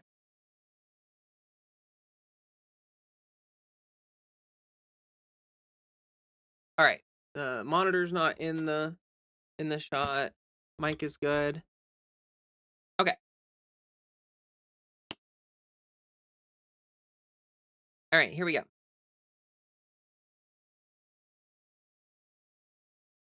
Why hello there and welcome to this video. This is going to be the start of a new journey for my channel. My name is Leah Passanetti and I am recording this video live from a stream, and that is actually going to be the difference moving forward in my channel is that I will be doing a lot more streams, and my videos will be made from parts of my stream.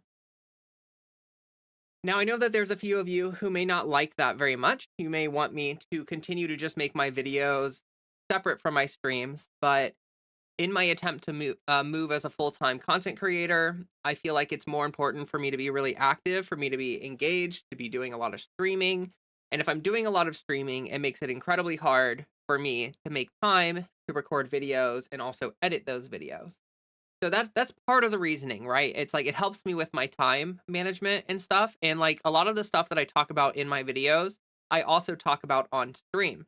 The second part of it is that I actually just feel like this will be better for my channel and better for the content, because what I've noticed over the year or so of running my channel and doing the different things is that when I'm on stream, I'm actually better about talking about things. I'm better at getting into more detail. I get more nuance with it. I engage with chatters. Chatters bring in relevant information or counterpoints that I can bounce off of and interact with.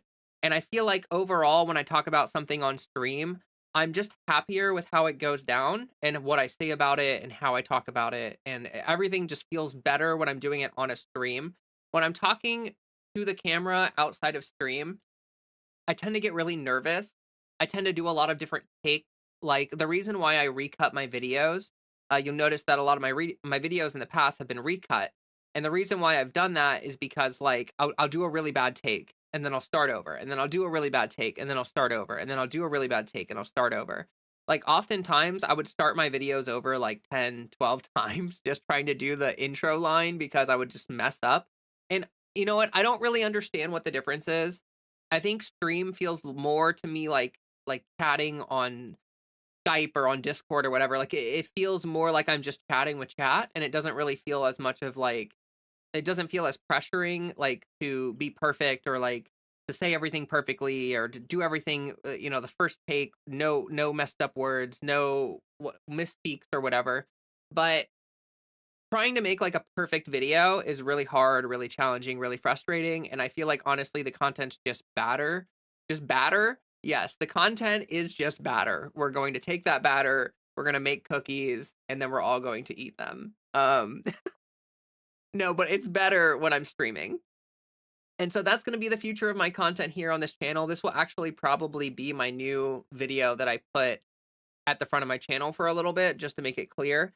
And I understand that some of you will be upset about it, but I think that this is the right move and the best move to move in. As you can see, chat over here being great and just talking about stuff. Let me see, actually, we have Gay Asparagus says, I prefer the videos cut from streams because then I can reference and or pick what I want to watch. It makes it more digestible. Exactly. Like if you're in my streams, you don't necessarily need to watch my videos. Now, of course, if you watch them at an extremely low volume while you're like cooking, like not really paying attention, but you just let them play, that really does help me out. And I would appreciate that. Like if you just like the video and let it play, then great. That's awesome. Cool. Wonderful. That would make me super happy. That would help out the channel. But if you're watching my streams, you are helping out my channel.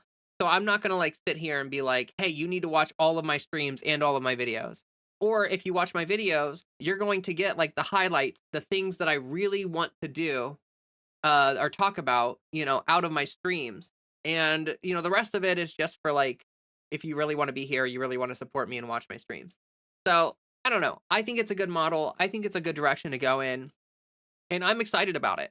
I think that it will be good for everybody involved, and I'm looking forward to it. I think my videos are not going to be recut anymore. Like, I think that when I'm streaming, I have sort of like an instinctual understanding of like how much of a pause is enough of a pause, and like I don't really take unnatural breaks from speaking, which makes it harder because like I'm kind of in a go mode while I'm streaming. Like I'm really engaged, which is fine though because it's good for talking about stuff, but also yes. Like, I think if I recut my stream content, it'll start to feel weird. Like, the cadence will be weird, it'll be too rushed. Me taking a break is honestly like a breath is like a good thing, and maybe a little it'll be too much if I recut it and there's no space or no break between anything I say. Yeah, so I think I'll just leave it like this. Like, I might edit them very, very slightly, but that might also leave me more time to do more with the actual edit itself because previously I would spend 2 to 3 hours just going through the recut version of the video and like just messing with that and like getting all the bad takes taken out and all the weird sounds that I make sometimes and like stuff like that or me coughing or whatever. Like cutting all that stuff out takes so much time and effort. If I'm not doing that, that might actually leave me more time to be able to make higher quality content, which I think is a win for the community and a win for my channel and a wins for stuff and things. Streaming is a very needed job and a lot of work. Keep up the great work. Thank you. I don't know if it's necessarily needed, but like I definitely feel like, there's not enough trans representation online. And I feel like being a trans girly online and trying to build an audience and do stuff is good. Like I have seen some metrics that say that I'm like between the top 7 and 5% of content creators, which is really hard for me to believe because like I'm really not that big. Like my channel and my content, my platform is not that big. But also like there are so many content creators who have virtually no audience that I think having any audience automatically puts you in an upper percentile, but then having like even a small audience puts you in an upper percentile. So like I'm excited to be able to be a representative of the trans community and be able to be a left wing commentator or however you want to view me. I don't know how people even want to view me anymore. Like I don't know if you view me as a trans activist or as a left wing commentator or as a like whatever. I honestly don't even really care. I just feel like I'm here to spread my message, to try to build a platform, build a community, and help, like kind of like perpetuate the things that I want to perpetuate here on YouTube and on Twitch, actually. For those of you who don't know, I am now multi-streaming on Twitch and YouTube, so I will be here full time. I forgot to say this in the video so far, but I quit my job for a job that no longer exists. Long story short, essentially, like I got interviewed for a job, I was like all set up, and so I put in my 2 weeks, and I transitioned out of the work that I was in, and then I realized, found out very quickly that that job no longer exists and yeah, it's really unfortunate. So I don't have a job right now, and YouTube is officially my full-time income. I'm going to try to kind of like diversify my revenue so that I can remain self-employed and do this full time. I'm going to do what I can, essentially. Like I do flow art for those of you who know what that is. Cool. For those of you who don't know what that is, cool. Follow me on Instagram. I could actually real quick pull up a clip. I was just showing videos on my Instagram of me spinning, which is like doing the flow arts thing that I'm talking about. You're not gonna see chat on screen, but I will just very, very quickly show. That's not right. There we go. So here it is. Feel like I might cut that out, but Anyway, so here's my Instagram page. I'm just gonna like click a video, and like this is me spinning. Yippee. This is called Oxbow Puppy Hammer. Like I also do this stuff on fire, so like I'm doing a lot of like it's like dance basically or whatever. Here's me doing it on fire. Isn't that exciting? I do other props as well. So like this, I said this is Oxbow Puppy Hammer. It's called Puppy Hammer as a joke. The real name is called Oxbow. Don't ask me why it's called Puppy Hammer. It's just kind of a joke. And then here is Dragon Staff, which is another prop that I really love to do. This was back in Chicago, actually, when I visited. And I was really, really happy with this burn. It was like probably one of my favorite Dragon Staff burns that I've done maybe ever. And I love it. It's good stuff. It's very, very good stuff. So yeah. Yes. Yeah, so anyway, that's something that I really like to do, and I want to be a performer, like, I wanna try to do that, like, I've done performances before for, like, cities and for functions and stuff like that, but I want to try to join a performance group or get involved with gigs and just become, like, a self-employed performer, do the YouTube stuff, and then I'm probably also going to, do other stuff as well. Like I might get my massage license back and try to get back into massage therapy and also do that. I'm really, really trying not to get back into shift work. It was killing me. It was making me very unhappy, and I'm just excited to be out of that.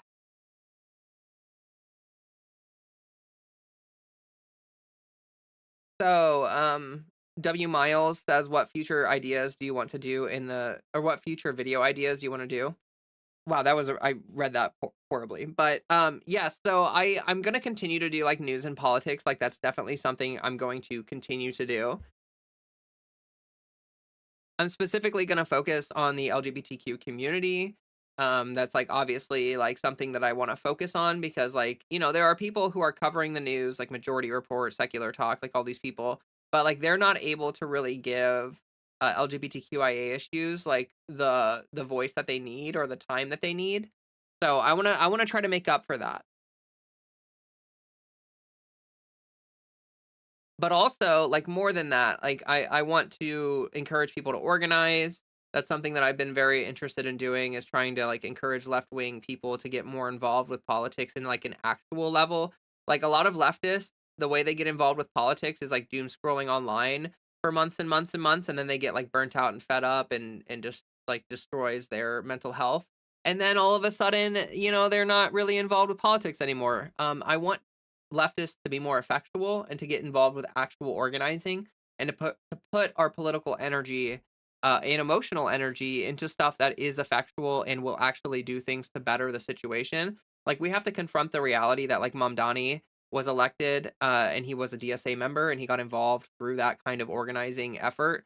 So like you might not be Mamdani or like might not be someone like him, but you might get involved with an organization that brings someone up like that and gets someone, put into a position of power that is like Mamdani. So I really feel like it's important to stress organization, local organization, even if that's political, maybe it's not even directly political. We were talking about this earlier on the stream, but you can get involved with just like a local dance class or like a local whatever book club or whatever. And like there's ways to get involved with the local community that'll help you meet your neighbors and maybe like help bring more information to your neighbors more so than just like being online writing on Twitter all the time or whatever.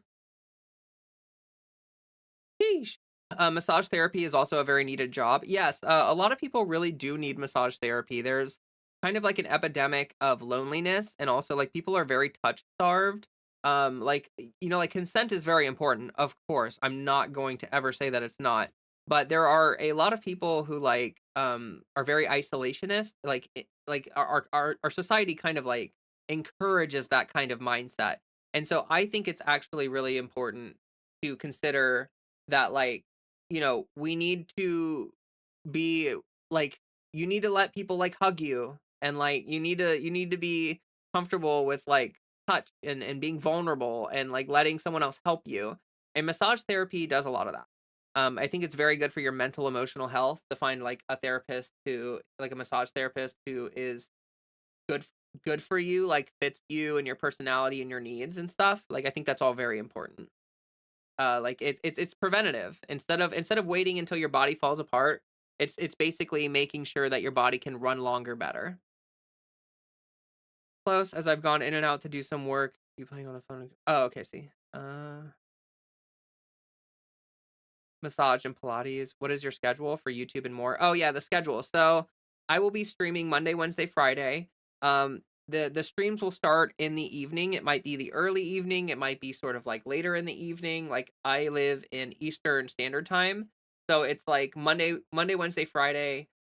I'll probably start stream between 3 and 8 p.m. EST, and then I'll go for I don't know 2, 3, 4 hours depending on what I'm feeling like. And then videos, if they come out, will come out like Tuesday, Thursday, Saturday. Not every Tuesday, Thursday, and Saturday, but just like in general, those are the days that I'll release videos. So like this video will probably come out tomorrow on a Saturday. Um, I actually have to figure that out because I have a local event I have to go to tomorrow. So I may have to edit this video tonight, but that should be fine. That should be really easy because this should not be a complicated video to edit. Fred, did you get your paw stuck on me? Oh. So, for those of you who want to see, here's a little Fred content. He's just being a good boy. He just wants attention. He just wants the pet. So, here's the good boy. Yeah. Oh, I love Freddy. We all love Freddy. Freddy's a great boy. Anyway, I just wanted to make this video to talk about that. I think that the state of politics right now is absolutely unhinged and it's completely ridiculous. I don't know really what to say most of the time about politics nowadays. It's very dystopian, it's very dark, and I have been having conversations on stream that have been going mostly good with some resistance. I wanted to talk about this a little bit in this video. I have become more radicalized than I was before. And I'm not willing to accept a democratic leader who is not willing to actually do things for us or stand up and fight.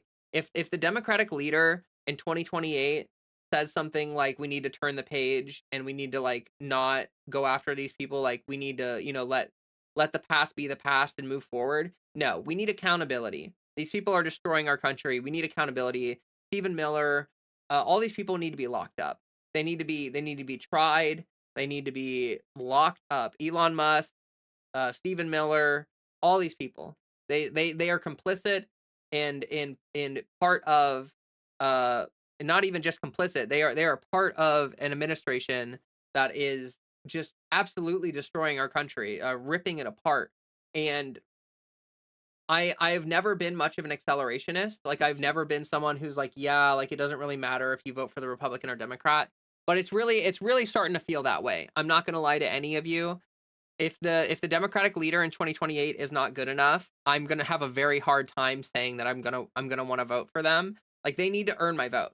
This voter shaming that a lot of the left wingers do, where it's like, well, they're not Republicans, so you have to vote for them. I'm sorry, but I'm just like, I ain't buying that line. And like, I really do think that we need to not accept neoliberalism anymore. We need the left to move in a more progressive direction and have actual progressive leadership. Schumer and Jeffries need to go. They cannot continue to be our leaders. They are not representing our best interests. They are, in fact, complicit in what the Republicans are doing. They're probably the worst opposition party in all of history, probably. I'm not a historian, but it's hard to imagine a political opposition party being any worse than the Democrats currently are. Allison Gosh, Allison Gosh, thank you for the $10. I wish I was good at local activism. I'm just very much scared of half the people who live near me. Also, Cat, yes. Um, I understand that, and that's why I'm saying that like activism doesn't have to be literally activism.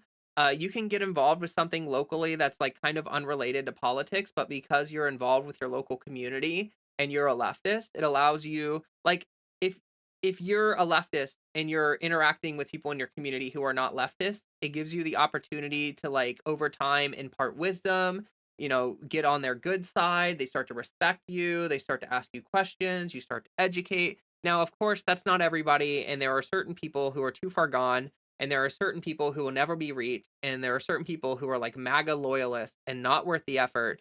And I've tried to make this distinction a bunch of different times in the life of my channel. And I always have people come at me and they're always like, you're advocating for people to interact with these like too far gone, horrible, like you're just having people bang their head against the wall. And like I agree that there's probably like okay, like the Republican Party is less than half of the country.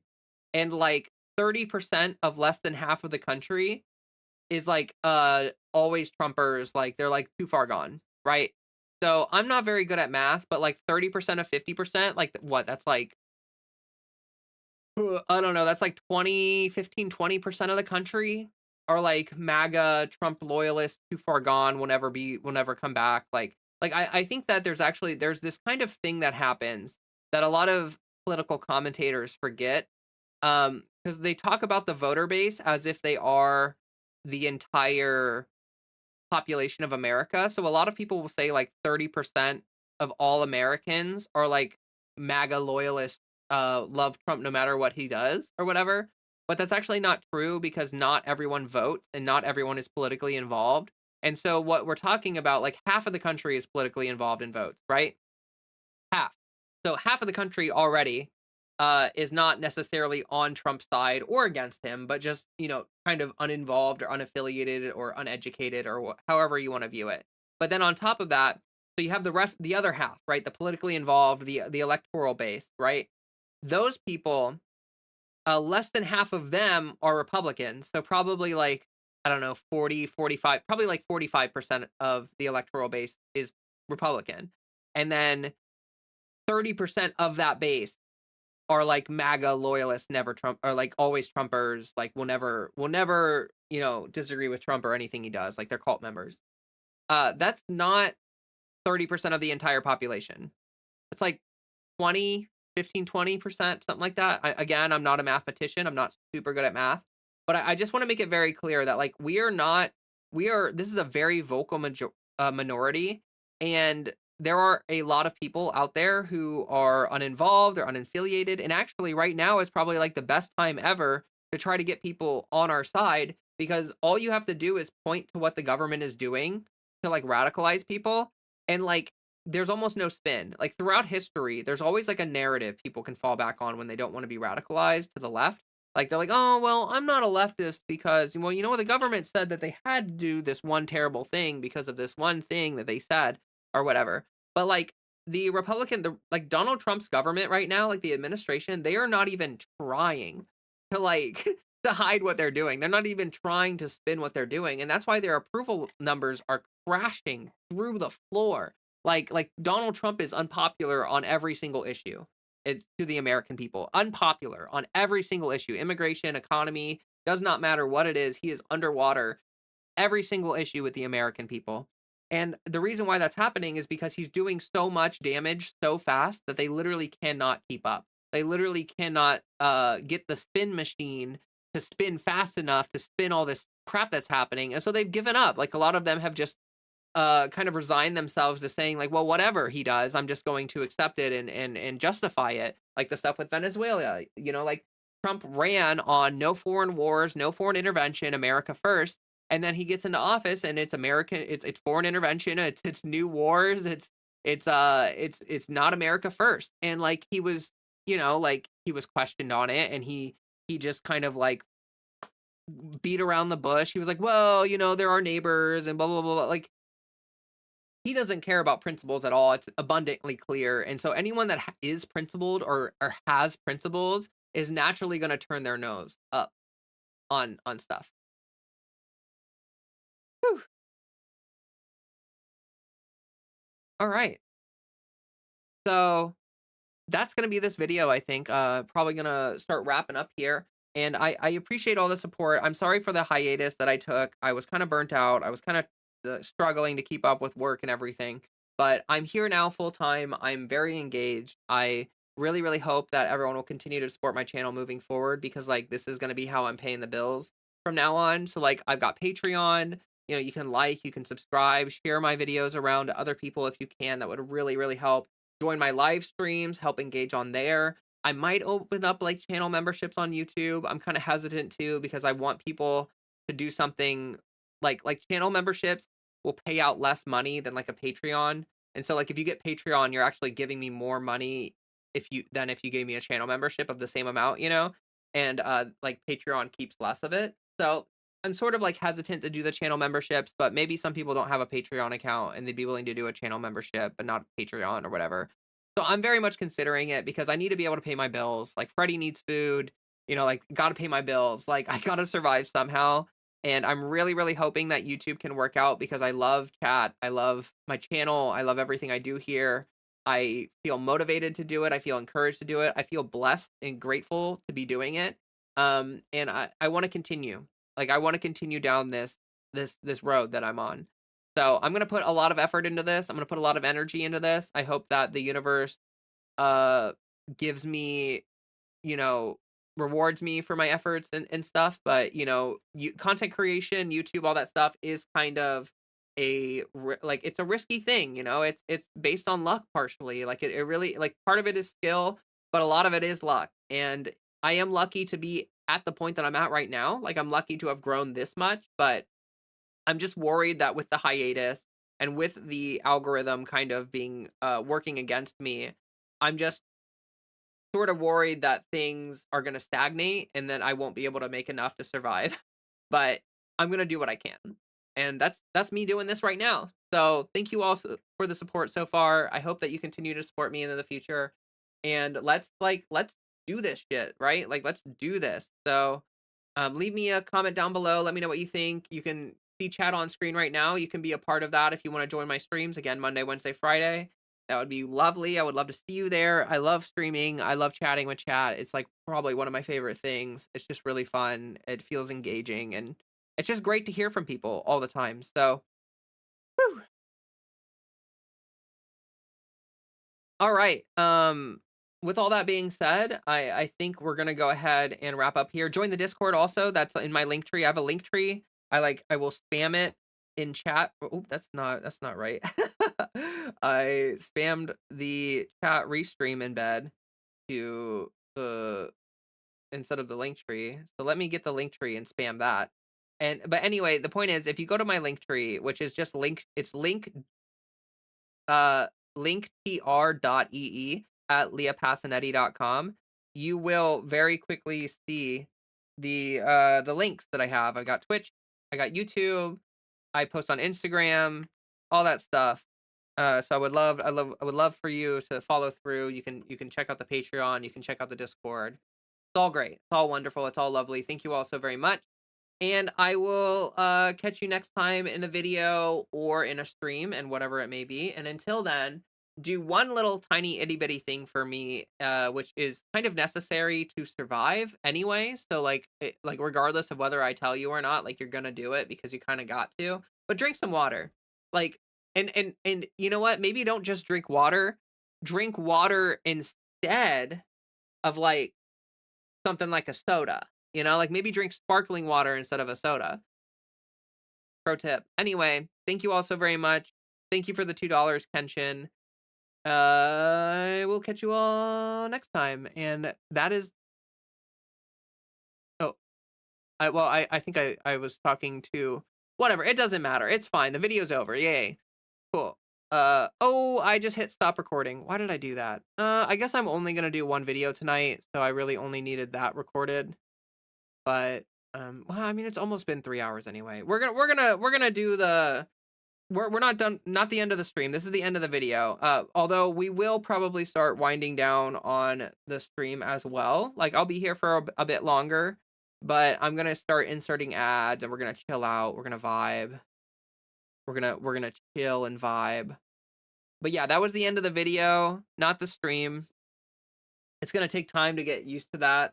It's actually kind of funny. I never really thought about that like I could start like people could be watching and they'll hear that and they'll be like, "Oh, goodbye." And they might think it's the end of the stream when it's like not, you know? But yeah, it's fine. Honestly, it's not a big deal. I'm gonna keep hitting this like add button, insert ads, insert ads. But yeah, thank you, Kenshin, for the donation. Thank you, Allison, earlier for the donation. Who else donated? Is it? It doesn't let me scroll all the way back. Oh, here we go. I can filter by super chat. Red Fire Blue Ice, thank you earlier, and Kenshin again, thank you for the one earlier as well. Thank you all for the donations. That's really kind. You're helping Freddie survive, which is good. So what is W Miles? You asked this earlier. I'm a little confused. How you use bathroom if you need to on YouTube and more? Is that like, are you suggesting video ideas? Like a video idea for like how I use the bathroom on YouTube? I don't understand what you mean. I don't understand what you mean. Like if I'm streaming and I need to go to the bathroom, I just say, "Hey chat, I'll be right back. I gotta pee or something." And I go AFK for a minute or two. Uh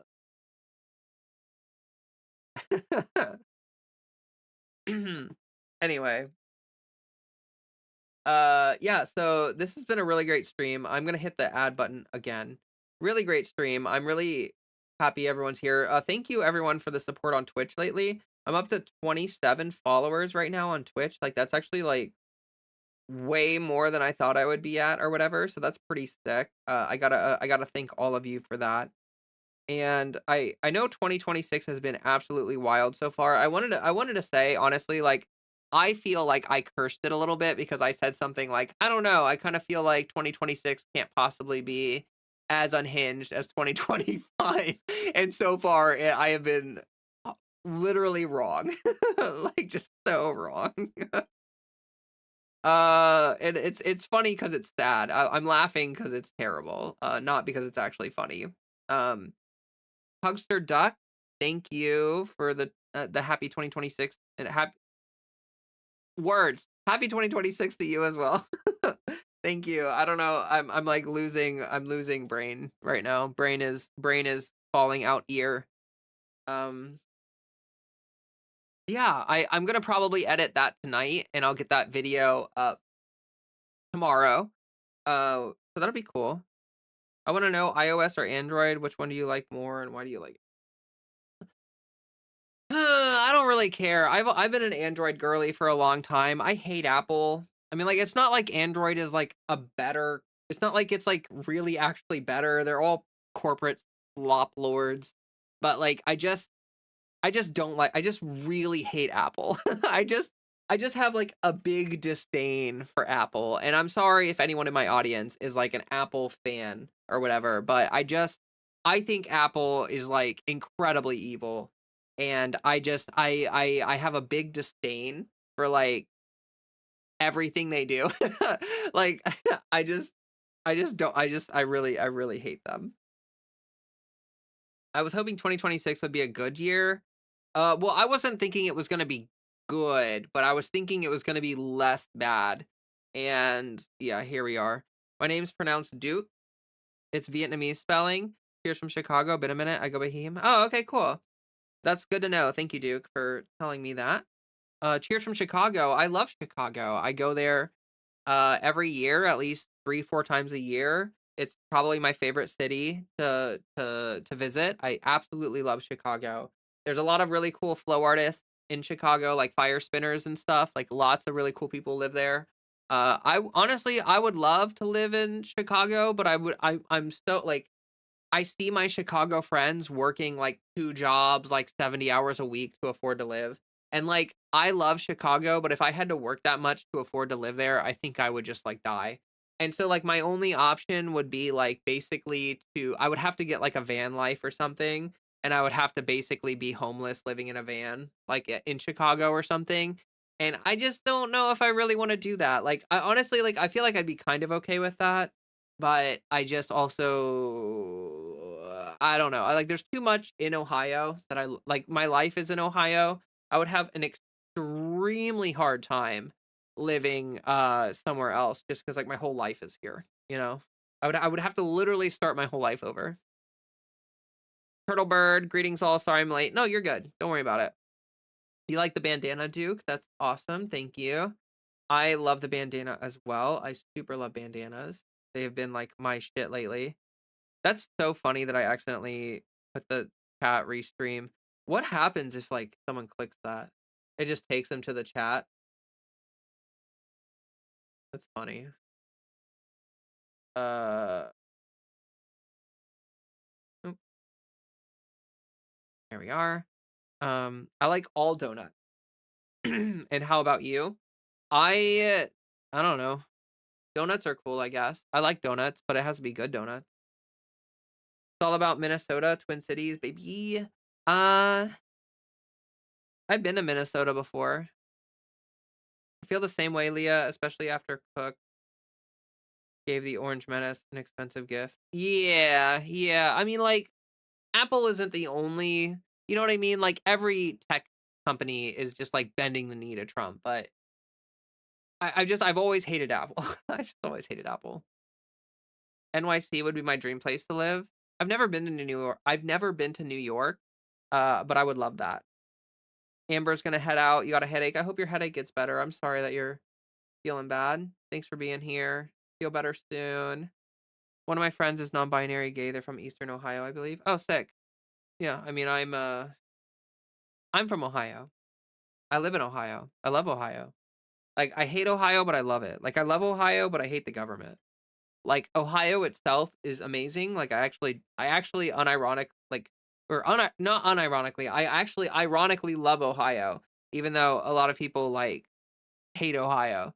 I hate the people that run the state. Like, other than that, I've lived my whole life in Ohio, and I kinda love it. It's cheap. Not only is it cheap, but it's, like, a very chill place, and I don't know. Do watch your streams. Thank you. I appreciate that. And yeah, see you later, Amber. Have a good night. Have a good night.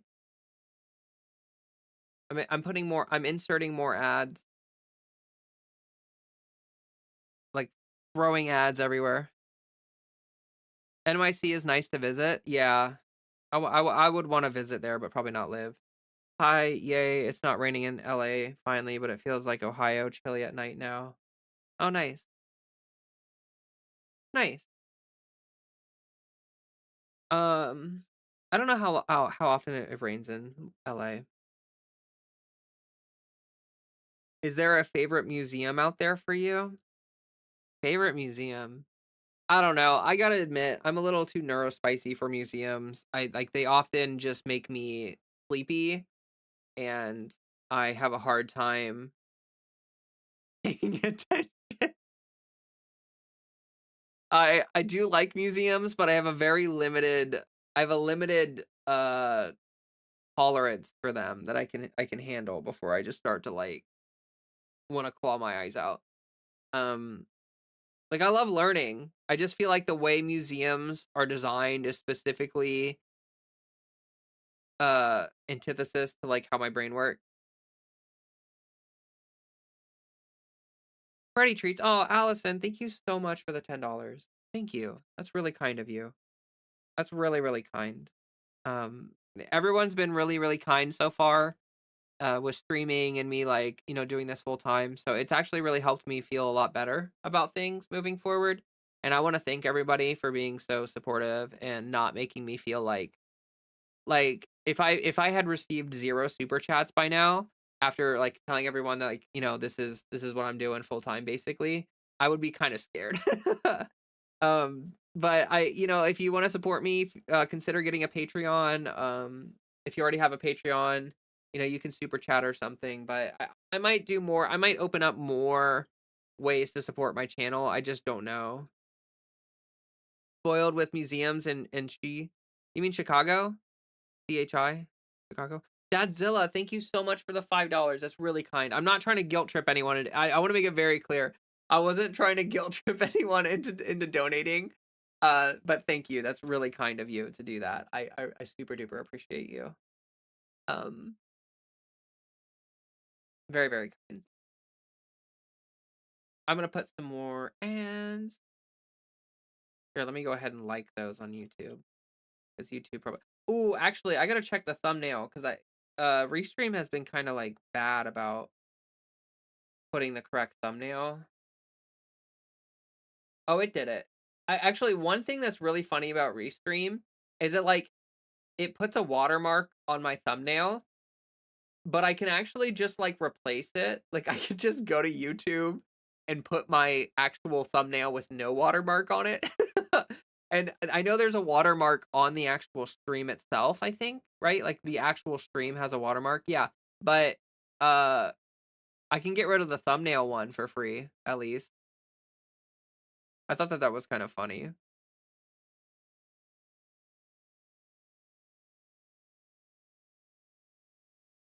The one time I was in Cleveland for a couple of days, I just remember scary potholes and street cones, but the gem show was great. I've never really spent much time in Cleveland, actually. I I've been there for a couple shows, but like, yeah. Um, my favorite thing is Star Trek, and how about you? I don't know. Flow arts probably is my favorite thing. Uh, I love the STNG series. Do YouTube memberships or a Ko-Fi or some other type of donation that can be done while you are not streaming.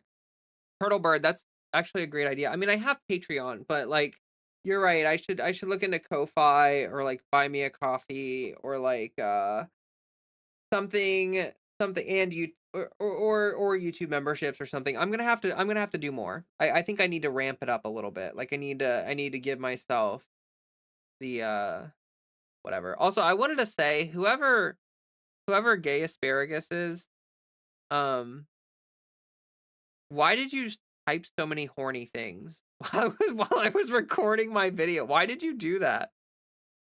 I genuinely I'm not that kind of person. Like I'm not that kind of girl and I'm not that kind of streamer. So I was like really confused when I started making my video and I have chat up on screen and like the only thing that's being shown in my chat is one person being like the most horny person that's ever existed.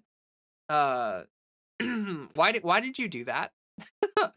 I honestly kind of embarrassed to show my chat now during the videos because of that. Like maybe I won't show the chat and I'll just read chats that I think are worth reading. But yeah, you don't have Patreon. Yeah, there's quite a few people who don't have Patreon. And I get that. So I want to try to create other avenues for people to contribute or whatever. For sure. For sure. That's definitely gonna be part of the goal. Definitely gonna be part of the goal.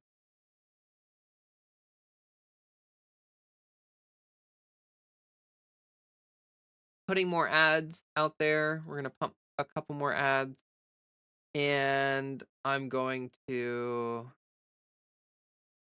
Yeah, it was also like no one else was in chat, like really saying much of anything, and so it was just really awkward. Like almost the entire video, there's just like gay asparagus just saying like the horniest things they could possibly think of. And I just like I could understand if I was that kind of streamer who's like constantly like sexualizing things, but I'm like the opposite of that. Like I am such a non-sexual person. Like I honestly feel like I need to make a pinned comment or like make like a little like video after this that's like, "Hey, like I can throw in at the end of the video or in the middle of it like, "Hey, this person, like I don't really know why they're doing that."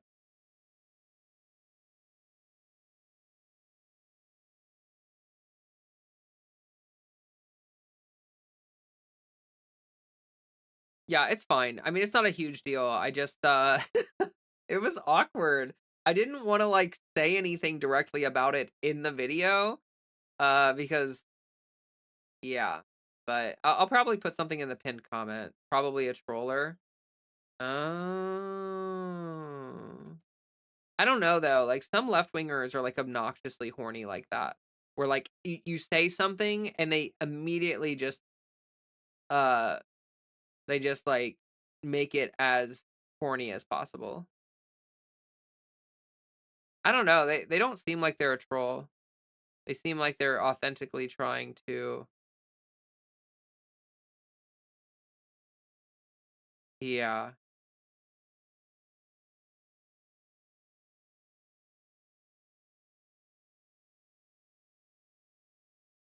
What? Since you said that, are you asexual? Oh, um, I'm not really asexual. I'm like demisexual. Um, like I'm like a sapiosexual. Like I get really attracted to certain personalities, but like I am not a very sexual person. Like I don't I'm not like a horny girl. Like I'm like the I am like the antithesis of that trans girl stereotype where they're like the horny puppy girl. Like I am like literally the opposite of that. I am not horny. I'm almost never horny. Like I'm just not like that. And I get a little uncomfortable sometimes when people are like that overt with it's like I don't know. I don't even really think that it's funny.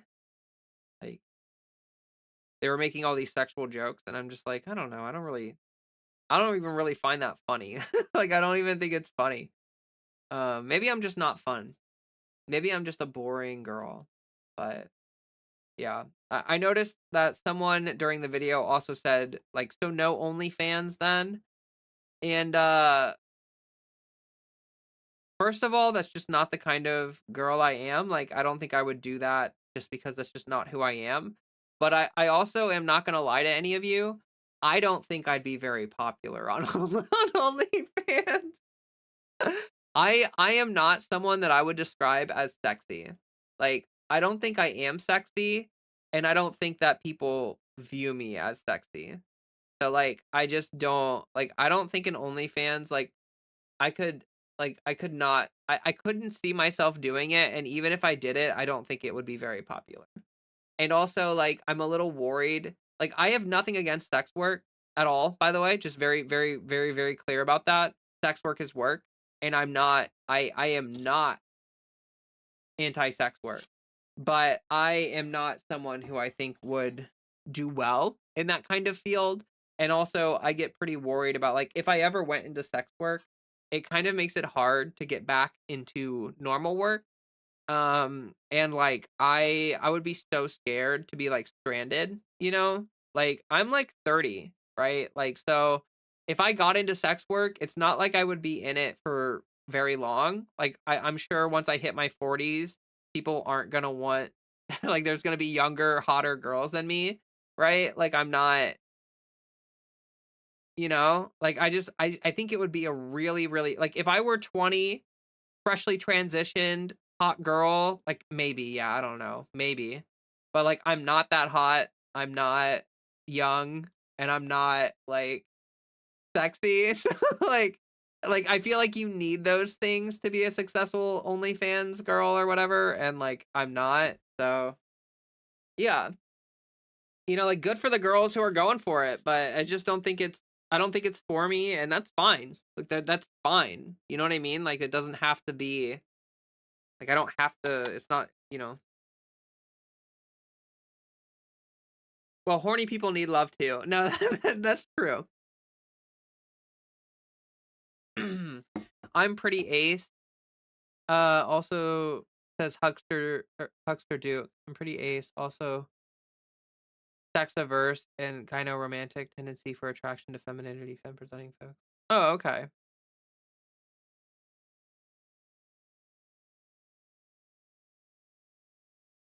Uh, that's subjective. So I don't know what you're referring to. The subjective. I'm a young Gen Xer, will be 47 years young in a few months.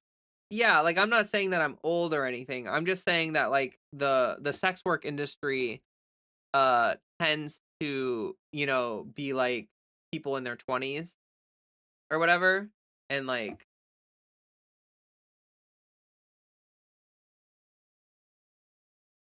honestly, I forget sometimes that you're in your 30s. You look like you're in your early 20s still. My face looks like that. My body doesn't. I feel like I look 30 in my body. Like I'm kind of chubby. I'm kind of like yeah, I don't know. I got stretch mark. I got cellulite. I'm not, I ain't this hot young thing, really. I like digital art, and how about you? I mean, like, sure, I like digital art. Can you stop, like, W Miles? Like, I didn't respond to it because, like, it just isn't that interesting. Can you not ask the same question like 20 times in a row? You said you weren't attractive, but that's like subjective. I swear to God, I'm not a creep or anything. Oh no, that's fine. That's fine. Uh-oh, you kind of opened a can of sexy worms now. I must have missed the video you were showing. It wasn't a video I was showing. It was like I was just recording a video and someone in chat was just being like there was someone named Gay Asparagus who's like not here anymore. Like they were only here for the video. But they literally like they just spammed a bunch of like horny messages into chat during the video, and it was really awkward because like it was like the only thing happening in chat while I was recording was this one person just saying like really horny stuff. I mean there was other people saying stuff too, but like, it's just overwhelmingly this one person saying horny stuff. And it was just kind of awkward. Like it was just like I've never been like that, so I don't know why someone would do that in my chat. But I have moderators. They're just not always here. And like it's not like I want to ban someone for doing that. It's not like I'm like trying to like ban people for doing stuff that I wouldn't do. I just wish that that person had had a little bit of like I don't know, consideration to what I might want or not want in my chat while I'm recording a video that thousands of people might watch. Gotta switch the TV app. So needs a recharge. Oh, okay. That sorta must have been distracting, kinda, sorta. Yeah, it was kinda distracting because I wanted to say something about it, but I also didn't wanna say something about it because I didn't wanna derail my entire video to talk about one chatter. OnlyFans is just like any other content creation job. Some people find it easier than others to make money, but just about anyone can be successful if they're willing to put in the time. In my opinion, you do you. Uh, I would like to believe that, but I also don't believe that. I feel like OnlyFans is distinctly extremely geared towards like 20-year-old, like hot, like porn ready, like people who are like, like I feel like OnlyFans is like, I don't know, sex work is just like stuff that people do usually when they're young, and then as they get older, like people like stop or whatever. And it's like because most of the market is like geared towards whatever. I mean, like, I'm not even upset about it, like, it's fine. It's fine. It's fine. Having a higher libido is one thing, but come on, etiquette, please. Yeah, yeah. That's kinda how I feel about it. Like, if you're that horny, that's fine, but just, like, can you understand, like, time and place, please? It's almost like they were trying to embarrass me on purpose. Anyway,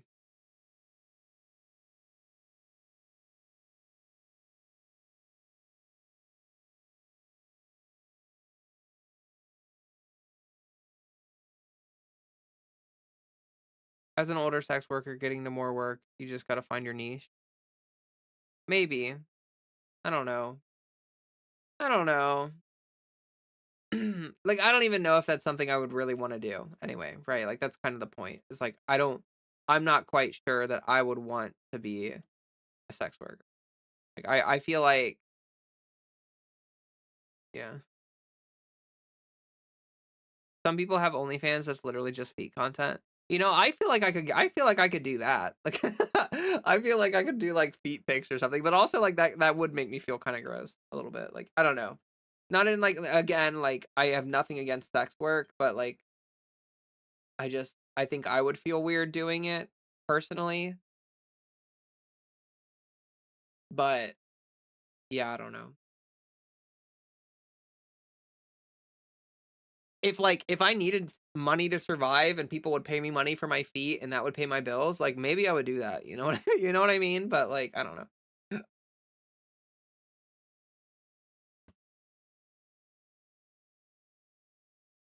Anyway, we are going to start, uh I've been pumping ads into the stream, and so we're gonna probably start the wind down process here. Make sure you guys like the stream, do all that stuff. That'd be wonderful. I'm gonna spam my link tree one more time. You can watch on Twitch or YouTube. I'm on both. I've got a Discord. I've got a Patreon. I've got all that wonderful stuff. Feel free to check all that out. That would be super lovely. Uh, people's self filters are all over the place. Appropriately takes all kinds. Just make crazy freaking world. Yeah, no, you're right. You're right. You're right. You're right. I'm about to sell feet pics to get my model train fixed. Well, good luck with that if that's what you choose to do, I think. I don't know. Oh boy. All right. I appreciate everyone for being here. This was a great stream. I had a great time. I'm going to try to make that video tonight and then I will have that out tomorrow hopefully. And yeah, I really appreciate the engagement. Streams have been really fun lately. I've been really thankful for the community, for everyone being here, for everyone being so consistent and doing everything. It's been really wonderful. Your Discord is definitely one of my favorite online communities. Oh, thank you. I appreciate that. I try to interact there as much as I can, but it's hit or miss sometimes. Like I just like really depends how busy I am or whatever. Sometimes I just don't have time in the day to really do anything in there, but I try to check in and chat with people and do that stuff when I can. But yeah, I will be back Monday with another stream. I will hopefully have more video content. Like hopefully Monday we can do more than one video. I don't really know, but we'll see. We'll see. I'm gonna try to. It's gonna take some adjustment, right? Like this is me doing a new thing. It's just gonna take me time to get used to it, to figure out how I'm doing it, and yeah. What video about what? Oh, we recorded a video earlier on stream, so it's actually in the VOD. If you wanted to watch it tonight, then just like watch back on the VOD and you'll be able to find it. I think it ended at like 2 hours and something. 2 hours and 45 minutes, I think, is when the video ended. But yeah, it's good to see you streaming more. What time Monday? But I'm gonna start my streams from anywhere from 3 p.m. to 8 p.m. Eastern Standard Time, and then I'll go for 3 or 4 hours. So my sleep schedule has been super bad lately, so they've been starting later. But like, I would ideally like to start like I don't know 4 or 5 p.m. or something like that. Go to like 8, maybe 9 p.m. max, and then I could yeah, but my sleep schedule has just been really bad, like so bad. But yeah, I've been loving doing the streaming. It's been really nice being here with everybody, chatting a lot, getting all that wonderful interaction going, the community, everybody. We've been having a lot of like really intense conversations, but they've been good. I've been really thankful for the engagement. I love that my chat is willing to challenge me and willing to talk about things with me instead of just like yes over and over, like it's really nice to have like thoughtful conversations and interactions with chat members online. I know that a lot of people tend to say that YouTube chat and like chat online is just like a dumpster fire, but I think that you curate your own chat environment, and I feel like the chat environment that we've curated here is really really good, and I'm super thankful for it. Whew. I would like to say that I really enjoy your streams and videos. That one person was showing a lot of disrespect. However, I'm not going to dwell and continue watching your content. Thank you, Gwen. I appreciate that. That's wonderful. Thank you for saying that. Oh, awesome. Thanks. You're a gem. Aw, thank you. You're a gem. Thank you. I really appreciate it. Uh, yeah, so I'll try to get that video edited tonight. It really shouldn't be too hard. I think there's maybe like one a little bit of a 5-second break that I paused, and like I may cut that out or something, but really like it takes very little editing, so it's awesome. Hey, don't you do fire twirling? When are we gonna see a video about that? Actually, I showed a little bit of it. I like just pulled up my Instagram video on stream because I don't know why, but I did not realize that I could do that. So like earlier on, I actually pulled up my Instagram videos and I like showed a few of them for people that wanted to see and don't have Instagram or don't follow me or whatever. So yeah, like that's definitely a thing that I would like to do. That's gonna be like a second channel thing though. Like if I make flow arts content on YouTube, it's almost certainly gonna have to be a second channel because like if I tried to post that stuff on my main channel, it would flop. It would do so terrible. It would honestly it would get like 5 views. Not it would get more than 5 views, but it would not do well. The algorithm would get really confused if I started posting that kind of content alongside of like news and politics. So I would have to make like a second channel if I wanted to post like flow art stuff on YouTube, which I might do, but at this point, like I barely have enough time to just do the one YouTube channel. So like I post a lot of my flow stuff on Instagram, and that's about as much time and effort as I can put into it right now. But if I ever get to a point where I can do like full production, like high value, high quality videos, which I might actually be able to do here in the near future, because I do know someone who's like a videographer. But like that stuff, that yeah, that would be a second channel, but I've been considering it. I've definitely been considering it. It could be a potential, like, another revenue stream that would be good. Like, even if it's not as big as my main channel, like, if it brings in just any money at all, that's useful. And also, like, if it gets people involved in flow arts, that's also good because, like, I love flow arts and I wanna see that community grow. It's an extremely small community. Like, flow art, uh, internationally online is probably, like, maybe 100,000 people. But like when you go to events and stuff in person, like the in-person group is incredibly small. Like it's a pretty small community and like there's room to grow. It's extremely LGBTQIA friendly, very inclusive community. And so like I'm always happy to talk about it and rep it. And like I want if some of you got involved with the flow arts community, like I would think that that would be a good thing. Like I would be super excited about that. You could meet me at flow arts events. 'Cause I go to those. Like, I don't, currently go to any, like, YouTube or Twitch conventions or anything like that. That could be something I maybe do in the future, but, like, Flow Arts IRL definitely takes a massive priority to me over, like, basically anything else. Anyway, I'm going to wrap things up. It's been 3 hours and 15 minutes. That's a pretty nice chunky stream. I've been putting out a lot of content lately. If you want to watch any more of my content or anything else from me, then go watch some of the other streams I've been doing lately. They've been very engaging, very fun. Lots of intense conversations. Again, want to reiterate that like when I get intense and passionate in a conversation, I'm not mad at chatters. I'm not mad at anything. If anything, I'm like mad at like the system or something, but like I just get really like passionate sometimes when I talk and it can come across as anger to certain people, but I promise you that it's not. It's just passion. You meet all kinds of people in the performance arts communities. Great way to make friends. Yes, yes. And again, like there's bad eggs in every community. I'm not trying to say that like literally every person forever is always going to be like the nicest person ever in the flow arts community. But I'm just trying to say that like there are a lot of people who are incredibly trans exclusive in the flow arts community, and it's a really queer friendly community. So I feel comfortable recommending it to people. I lived in Sedona, Arizona for 20 years, and there are tons of like great flow art like friends there who have lots of desert parties like out in the middle of the desert around Sedona. Yeah, yeah. They're probably I mean those people are probably burners. Like there's like the Burning Man community, which is sort of like parallel or alongside the flow arts community. Like there's music festival kids, there's burner kids, and there's flow artist kids, right? And there's sort of like three different groups of people. Like music festival kids, they're going to Coachella, they're going to Electric Forest. They're going to Secret Dreams. They're going to all those festivals, right? And then you have burns, which are like Burning Man is obviously the big event, but there are also regional burns throughout the year that people who go to Burning Man go to. So like in Ohio, there are regional burns that people go to. And it's sort of like a lot of burners will go to regional burns all throughout the year, and then they go to Burning Man as like their big apex thing. There's a lot of music festival kids. They just go to music festivals, and there's a lot of flow artist kids who go to flow festivals, right? They're all separate things. There's intermingling between all of it. Like music festival kids are usually pretty much just music festival kids, but burners will often go to music festivals. Flow artists will go to burns. Like there's a lot of cross pollination within those three communities. It's actually really interesting. And like even the rave community is intertwined within all of this. Like a lot of people that used to be ravers are now flow artists. All that wonderful stuff. So it's really cool. It's a really cool thing. Anyway, I love you all. Thank you so much for being here. Have a safe one. Have a great one. I appreciate you all being here on a Friday night, which you didn't have to do. Yeah, I'm gonna.